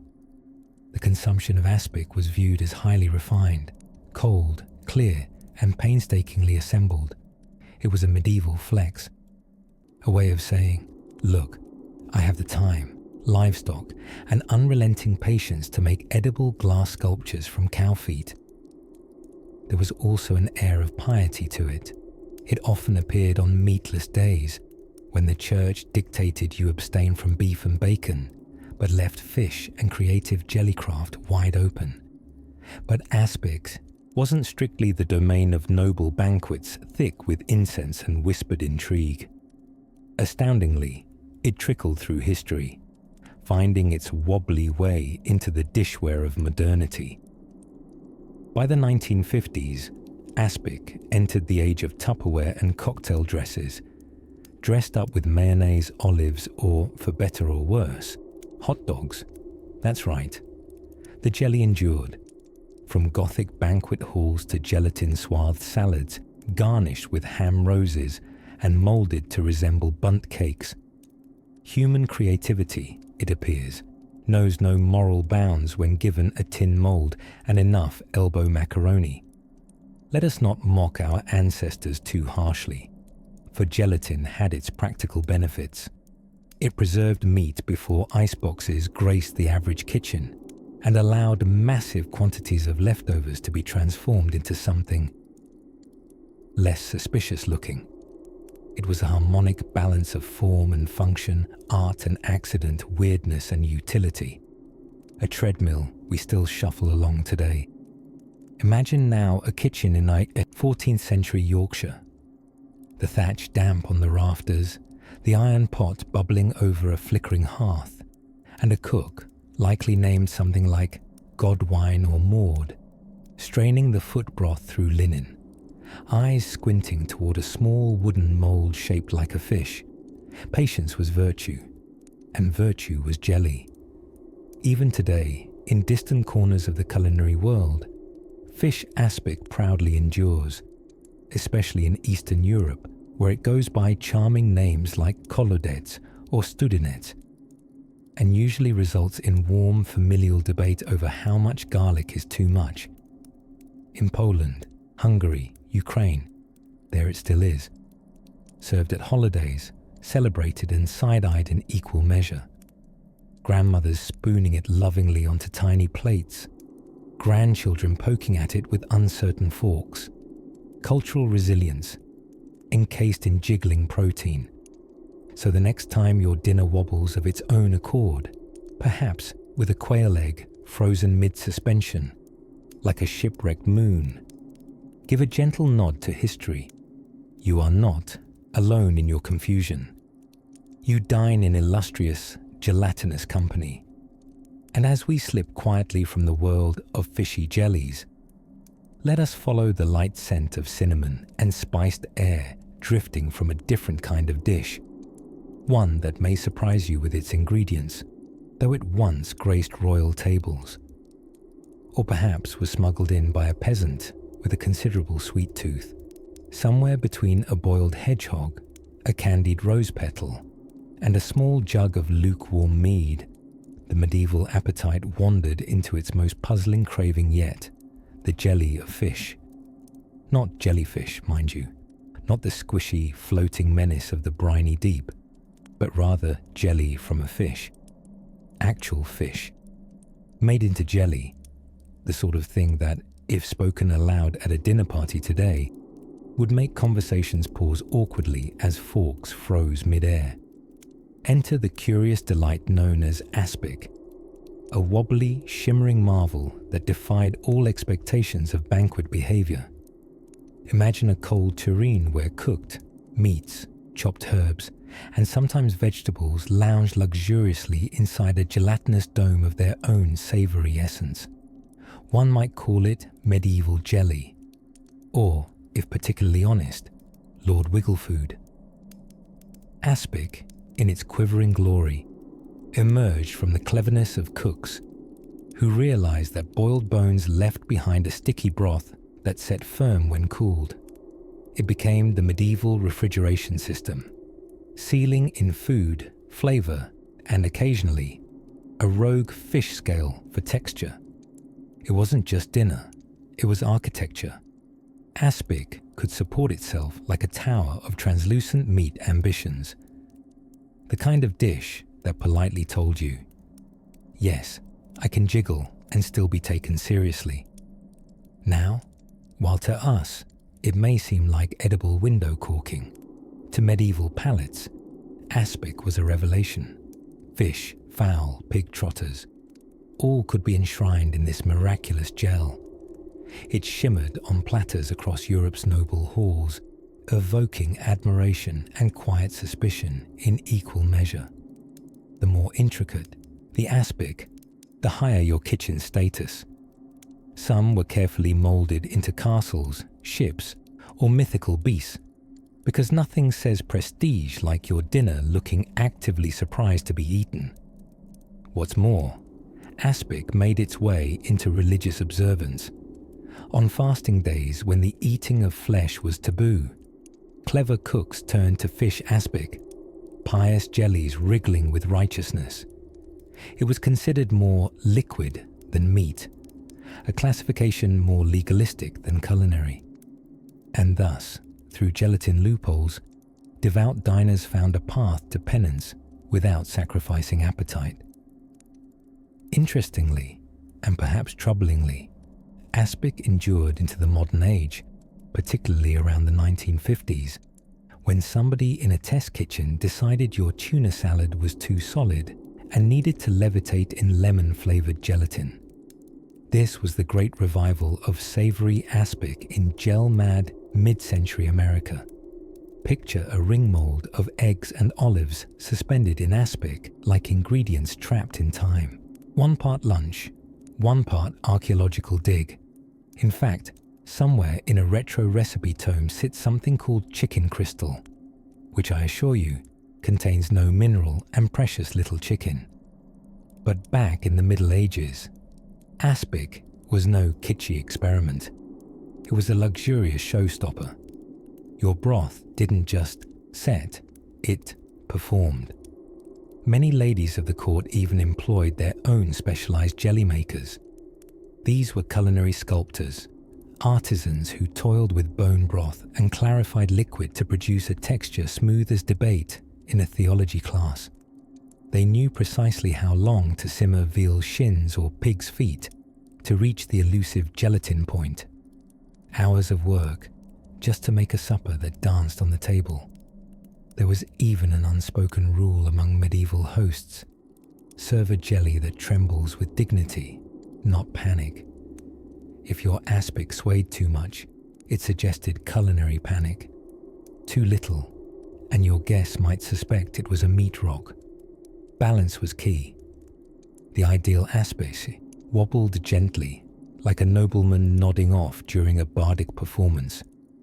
But let's not forget the underlying marvel, the ability to preserve. In a world without refrigeration, aspic was practical magic, a medieval Tupperware of sorts. You could trap a rabbit terrine inside, and it'd remain edible well past when the rabbit would rather not be seen again. Plus, diners could enjoy their meat cold, an unusual luxury, while admiring the glistening presentation.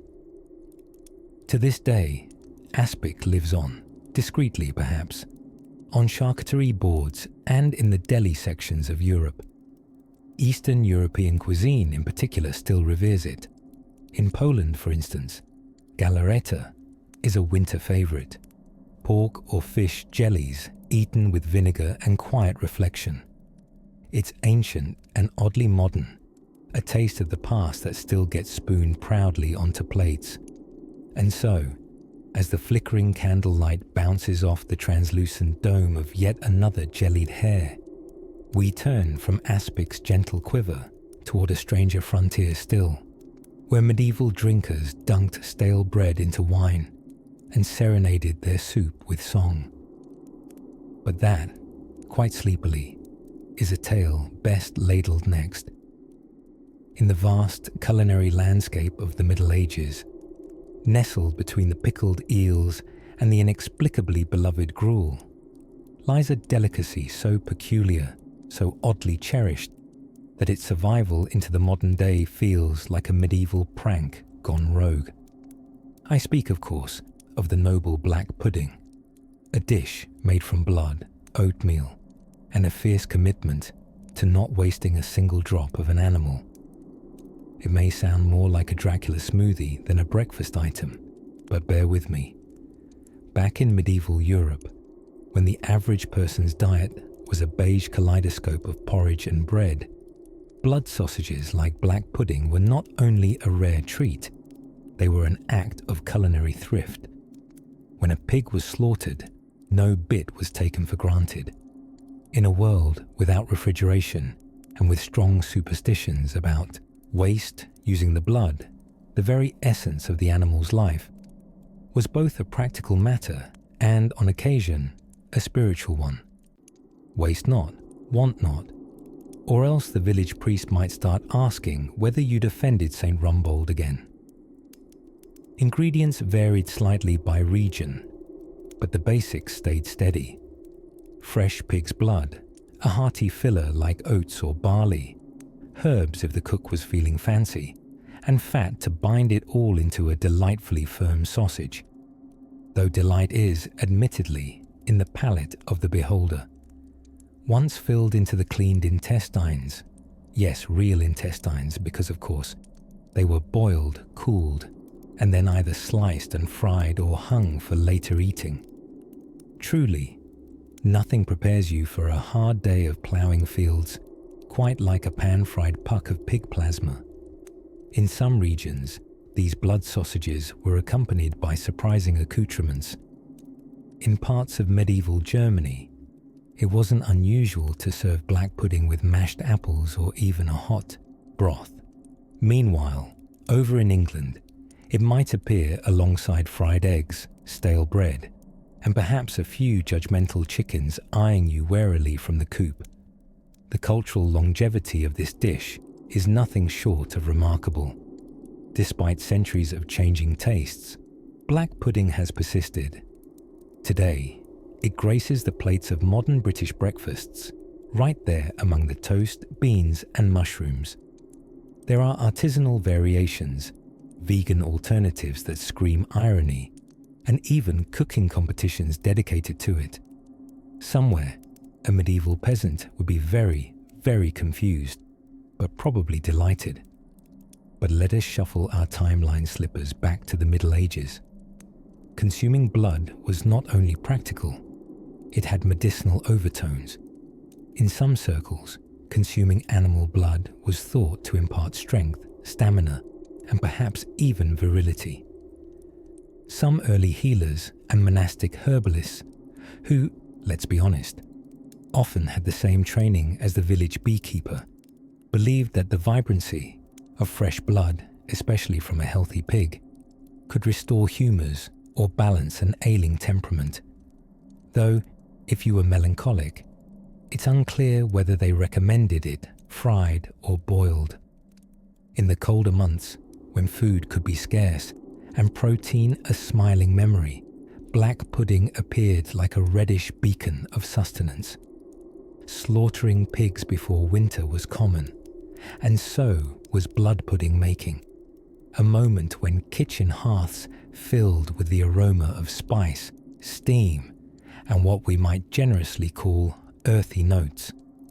Children would gather around with wide eyes and equally wide noses, hoping for a crispy end slice. And teenagers would sulk about having to stir boiling blood instead of going off to flirt scandalously behind the goat pen. There's poetry in the persistence of such food. Something that began as a solution to scarcity now sits respectably among brunch menus, elbow to elbow with avocado toast. Eating black pudding today is to take a bite out of history, salty, savoury, and tinged with a millennium of culinary make-do. Of course, not every medieval foodstuff has enjoyed such a glowing afterlife. More than a few have, shall we say, gracefully retired. But for now, rest easy, knowing that in a breakfast somewhere in Lancashire or Galway, someone is honouring the medieval spirit by enjoying a little blood before coffee. And speaking of bold medieval breakfasts, if you thought black pudding was intense, wait until we gently bite into tomorrow's tale. A delight that involves feathers, fire, and a lark-sized curiosity.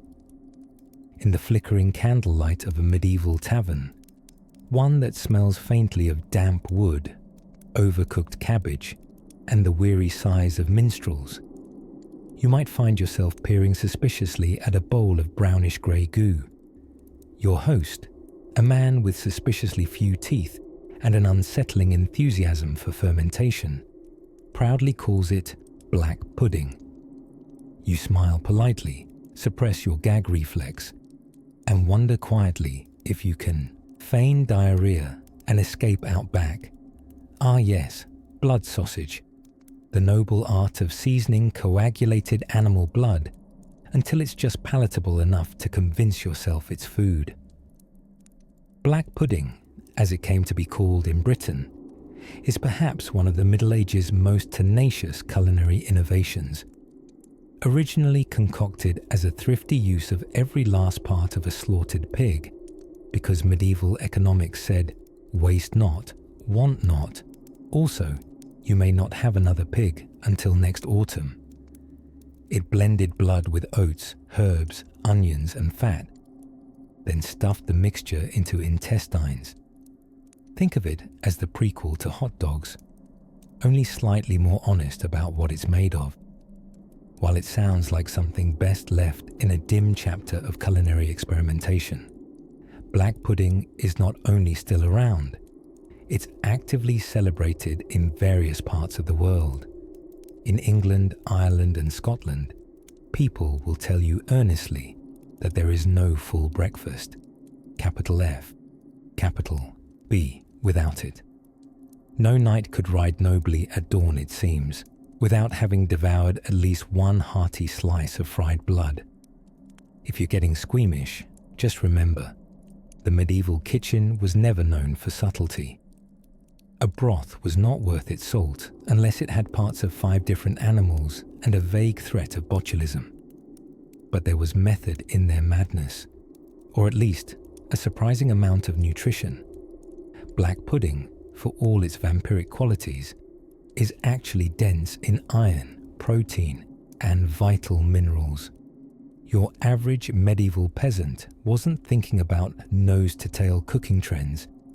They were just hungry and trying to survive the next round of plague. Blood sausage's cousins have travelled far and wide. Spain offers morcilla, spiced, smoky, and often served grilled, occasionally alongside a cheerful glass of red wine, as though trying to colour coordinate. Poland has kiska, often baked to a crisp. The French, never ones to let something go unelevated, boast boudin noir, elegantly enriched with cream and a vague sense of superiority. Back in the medieval ages, blood sausage had the dual advantage of being hearty and respectful, wasting no part of the animal, which was a crucial point of honour in an age when dinner didn't come with a receipt, but with a long-winded apology to the village elder. In some regions, entire festivals surrounded the making of blood pudding. There was music, dancing, and long philosophical debates over whether garlic should be considered flavour or sorcery. There are even ancient Germanic references to oaths sworn over sausages, because when you can't trust a man who stands before you, holding forth a meat tube filled with spiced blood, who can you trust? In parts of medieval Europe, blood pudding was even associated with strength and virility. So if someone offered you a slice, it wasn't just a snack, it was a low-key endorsement of your future gene pool. Somewhere, in some smoky hall around 1278, a man with a handlebar mustache and a boar-furred tunic might have flexed dramatically after eating 3 pieces, and the crowd would have murmured in admiration. Or indigestion. It's hard to tell. So yes, as unsettling as it may sound to carnivorous critics or otiverse vegetarians, black pudding has travelled with us through fire, famine, and brunch buffets. From a medieval makeshift foodstuff to a modern delicacy featured on competitions and cooking shows, it stands as one of the more durable culinary contradictions, hearty, humble, and just a little horrifying. And speaking of things that are humble, hearty, and a little confusing, you'll absolutely want to tuck in and prepare yourself for the tale of a humble medieval fish. That wasn't really a fish at all. And now, let us drift towards Scotland on a misty breeze, past the moors and hills, into a land of poetry, bravery, and something disturbingly chewy, haggis. Yes, haggis. The name alone conjures a mixture of reverence and slight burping reflexes. For those cozing under their blanket just now, wondering, what is haggis exactly? Allow me to lull you into a dream populated by oatmeal and organ meats.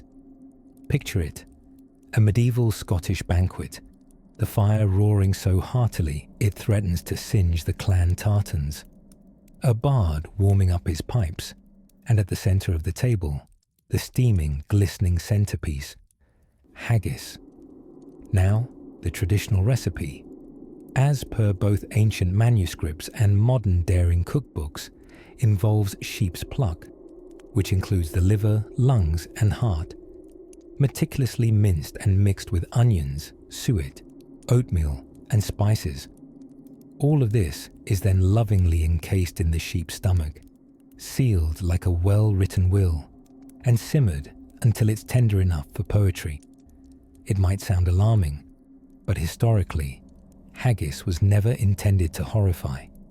It was, like many medieval dishes, born out of practicality. After a hunt or a butchering, nothing was to be wasted. Offal, the unfortunate yet nutritious bits, spoiled quickly, so into the pot it went, wrapped in stomach, which conveniently doubled as slow cooker packaging. The haggis offered both nourishment and a quirky celebration of nose-to-tail dining. Now, before the Scottish start tossing thistles at us for jesting, it must be said, haggis is not a joke to the proud people of Scotland. It's practically the national dish. It is recited to, sung to even. Robert Burns, 18th century poet and haggis enthusiast, penned an entire poem addressed to a haggis in which he praises it as great chieftain of the pudding race. Can you imagine a food so revered that it gets its own annual dinner party with bagpipes and kilts? That's like hosting Thanksgiving for a meatball. And here's the quietly joyful twist. Despite its medieval guts and grains origin story, haggis is still widely eaten today. Not as some novelty stunt for YouTube clicks, but as comfort food. It's served alongside neeps and tatties, that is, mashed turnips and potatoes, and sometimes topped with a drama of whiskey sauce, lest it go unsauced and scandalised. Of course, modern haggis may be slightly more refined. For instance, some versions sold outside of the UK omit the lungs, thanks to a bit of a legal conundrum involving American meat regulations. Yes, in a beautifully bureaucratic twist, importing traditional haggis into the United States has been banned since 1971, thanks to lung-related concerns. The lungs, it seems, cannot legally cross the Atlantic, which, one imagines, makes them feel rather overlooked. Vegetarian haggis, too, has slinked onto menus, replacing animal bits with lentils, beans, nuts, and undisclosed dreams. It turns out, even a dish as grounded in animal anatomy as haggis can pivot to plant-based with dignity intact. Still, one must admire the Middle Ages for their intense commitment to culinary thrift. Nothing was wasted. Not the liver, not the lung, not even the stomach lining. It was a kind of culinary solidarity. The entire sheep went to dinner, not just the bits that looked pretty on a trencher. And in that, there's a strange sort of grace. Let's also not forget that eating haggis in medieval Scotland might have been a hearty antidote to cold, damp castles and surprisingly judgmental sheep. You needed calories, warmth, and possibly a reason to gather. Haggis provided all three, ideally in that order. And haggis wasn't alone. Across Europe, medieval folk were stuffing innards into other innards with great enthusiasm. Blood sausages in Germany, andouillette in France, which smells like courage, and so many forms of unidentifiable encased meats, it would make your modern charcuterie board blush. So as you close your eyes tonight, give a silent nod to the countless cooks of the past, who faced a pile of raw organ meat and saw not panic, but promise. And while we're still lingering near the hearth of Highland kitchens, let's wander gently toward a drink peculiar enough to earn its own bedtime tale. Let us drift now to a medieval French forest, where something odd is simmering in a battered cauldron hung on a soot-blackened hook, swaying gently above a small fire. The scent is difficult to place, somewhere between peppered moss and hope. A monk stirs the pot slowly, humming a tune sung only by peasants who have accepted their fate as eternal contributors to culinary experimentation. This, dear listener, is perhaps the oldest known attempt at frog legs à la Marais. Long before they were a delicacy atop white linen tablecloths in Parisian bistros, frog legs were hopping directly from marsh to monastery. In fact, a merry whisper from the year 1116 suggests French monks consume frogs during Lent, thanks to a cunning ecclesiastical loophole. Since frogs lived in water, the monks argued, quite piously, that they must count as fish. You see, logic bends beautifully when one is hungry and devoted. The frogs themselves, it must be said, were less enthusiastic about this classification. The noble tradition of culinary taxonomy, determining what counts as meat, fish, or pure celestial loophole, is one that only deepens as we wander through history. Consider the example of the barnacle goose, a bird so rarely seen on land that medieval theologians insisted it grew on driftwood and therefore must also be a fish. This sort of reasoning led to all manner of unexpected menu items during fasting seasons. Penguins would have fared terribly in the Middle Ages. Fortunately, they had the good sense to stay in the southern hemisphere. But back to frogs, whose legs would ultimately make quite a journey, from monastery pots to royal banquets. Louis XVI was a known fan, though there is no record indicating if this influenced public opinion or just annoyed Marie Antoinette, who, we can only guess, preferred cake. Today, frogs' legs still wriggle their way into the cuisine of regions across France, parts of Asia, and anywhere someone looks at an amphibian and thinks, I wonder. The dish has its defenders and detractors. Those who champion the frog leg say it tastes like chicken, to which others counter, then why not just eat chicken? Much like medieval logic, it remains circular but enduring. Let's tiptoe now across the channel to England, where one might find, in a crumbling manuscript or a grumpy grandmother's recipe book, mention of swan pie. Yes, actual swan, majestic, haughty, the floating royalties of English lakes. In the Middle Ages, they were not only eaten but celebrated as rare and splendid centerpieces at banquets. Swans were cooked and then served decoratively redressed in their own feathers, like roast birds attending a masquerade ball. Nothing says opulence like plucking your dinner and then making it wear itself again. Of course, swans belong to the crown, legally speaking at least, so catching or consuming one without permission was a swift way to get acquainted with medieval justice. And by justice, we mean a suspicious man with bad breath and a collection of thumbscrews. Today, swans remain protected under British law, although most people are content to admire rather than marinate them.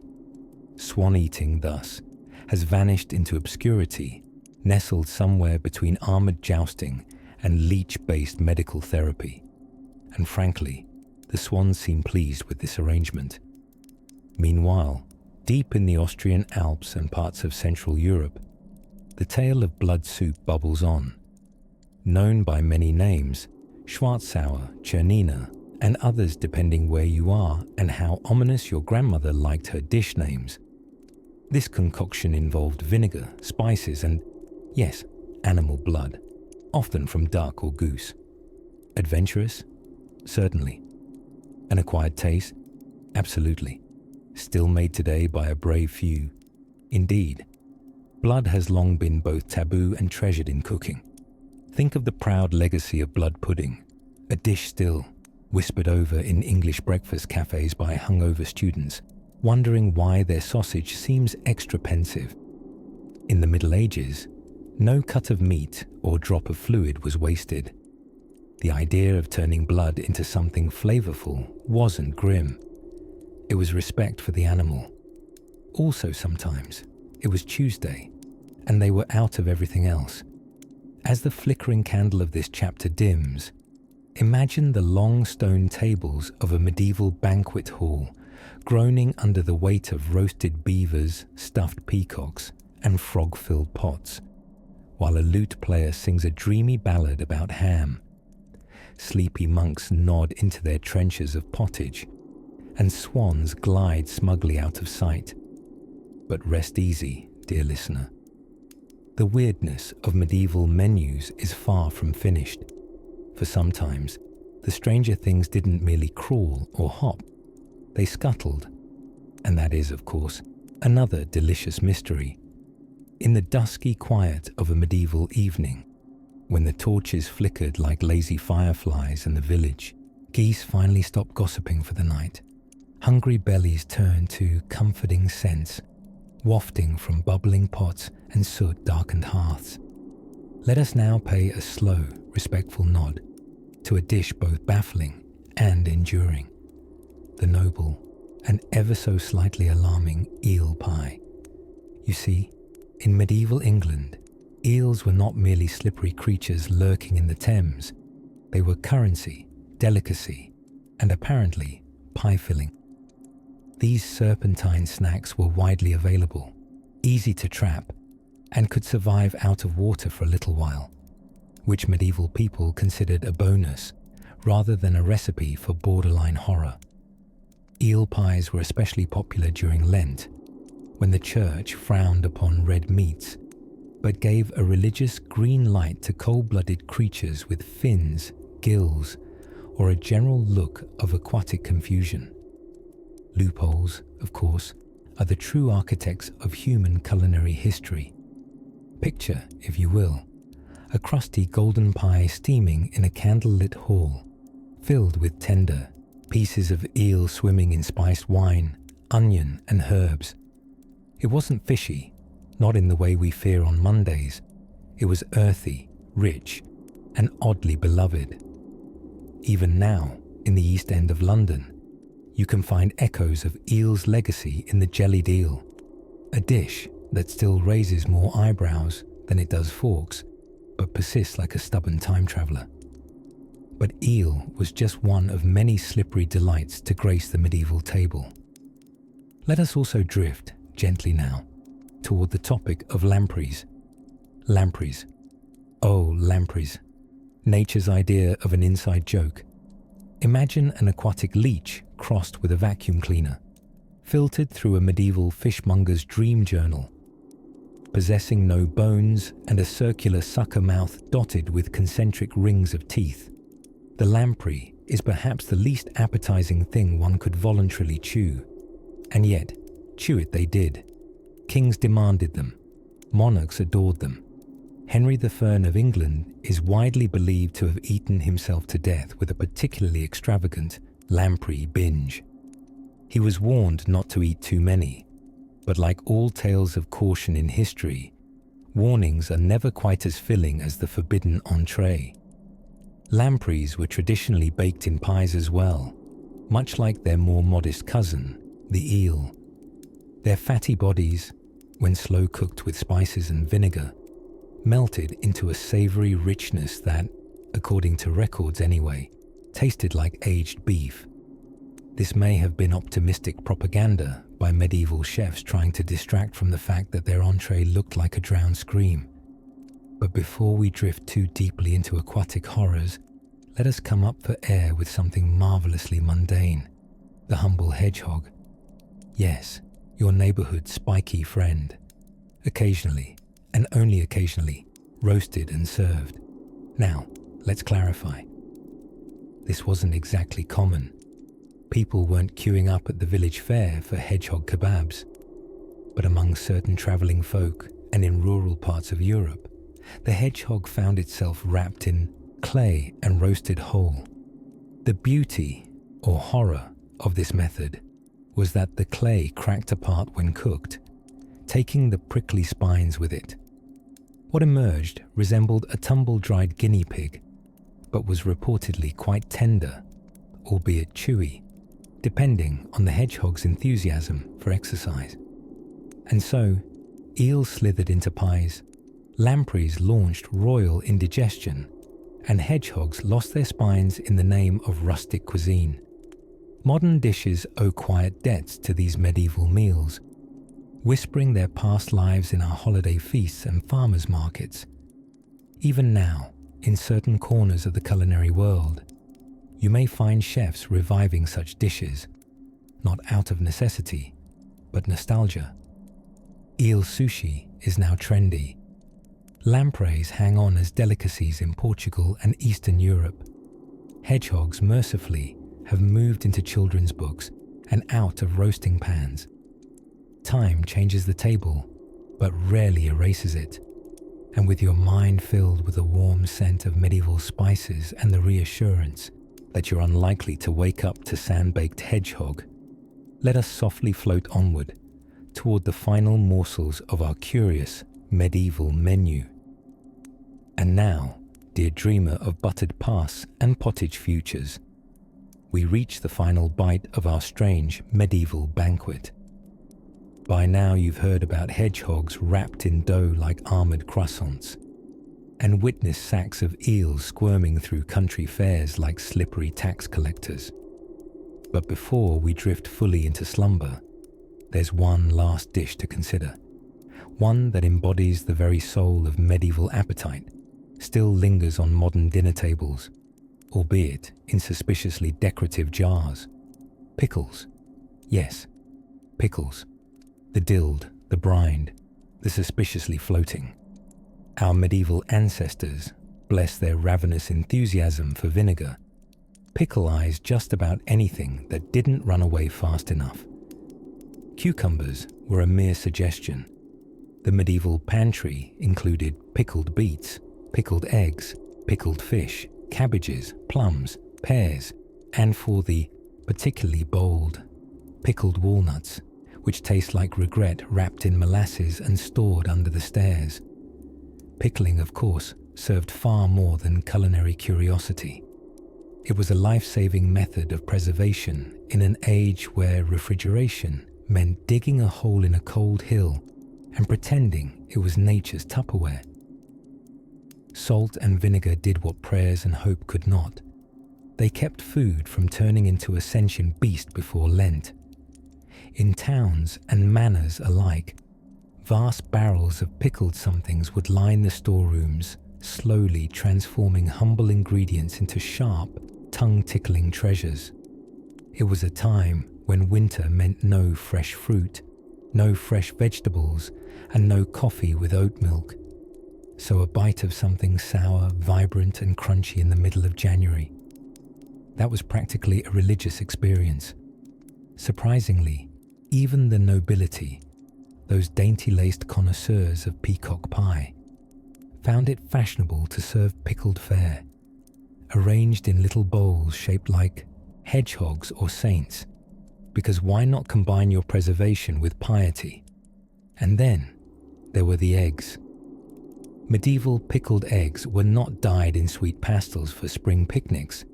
They were hard-boiled, brined in ale or verjuice, an extraordinarily medieval liquid that tasted like sour grapes having a bad day, and sometimes infused with herbs, garlic, and a little fear. These weren't your Aunt Mabel's deviled delights. These were bold. These were vinegary. These were a symbol of culinary resilience. As for pickled fish, well, that's where things get interesting. Herring, anchovies, lampreys, preserved in brine and carried across kingdoms, they were the height of Lenten luxury. Yes, luxury. Because if you had pickled fish on hand in March, it meant you were prepared. It meant you were sophisticated.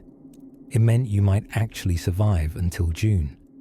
Fast forward to modern times, and pickles have evolved into everything from artisan charcuterie sidekicks to neon green spears, that ride shotgun in plastic burger baskets.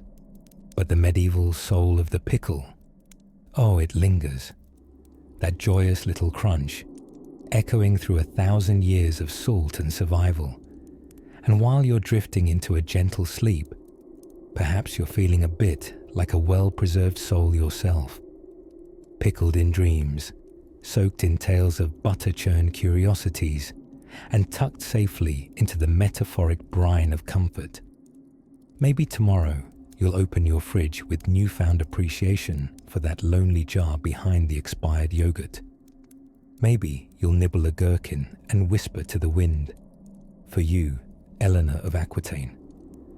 And with that, my fellow midnight historian, we close the pantry door, seal the barrels, and dim the torchlight. Let the echoes of simmered stews and sweetmeat pastries fade into the background of your dreams. You've survived the sautéed past, and now it's time to rest. Sleep well.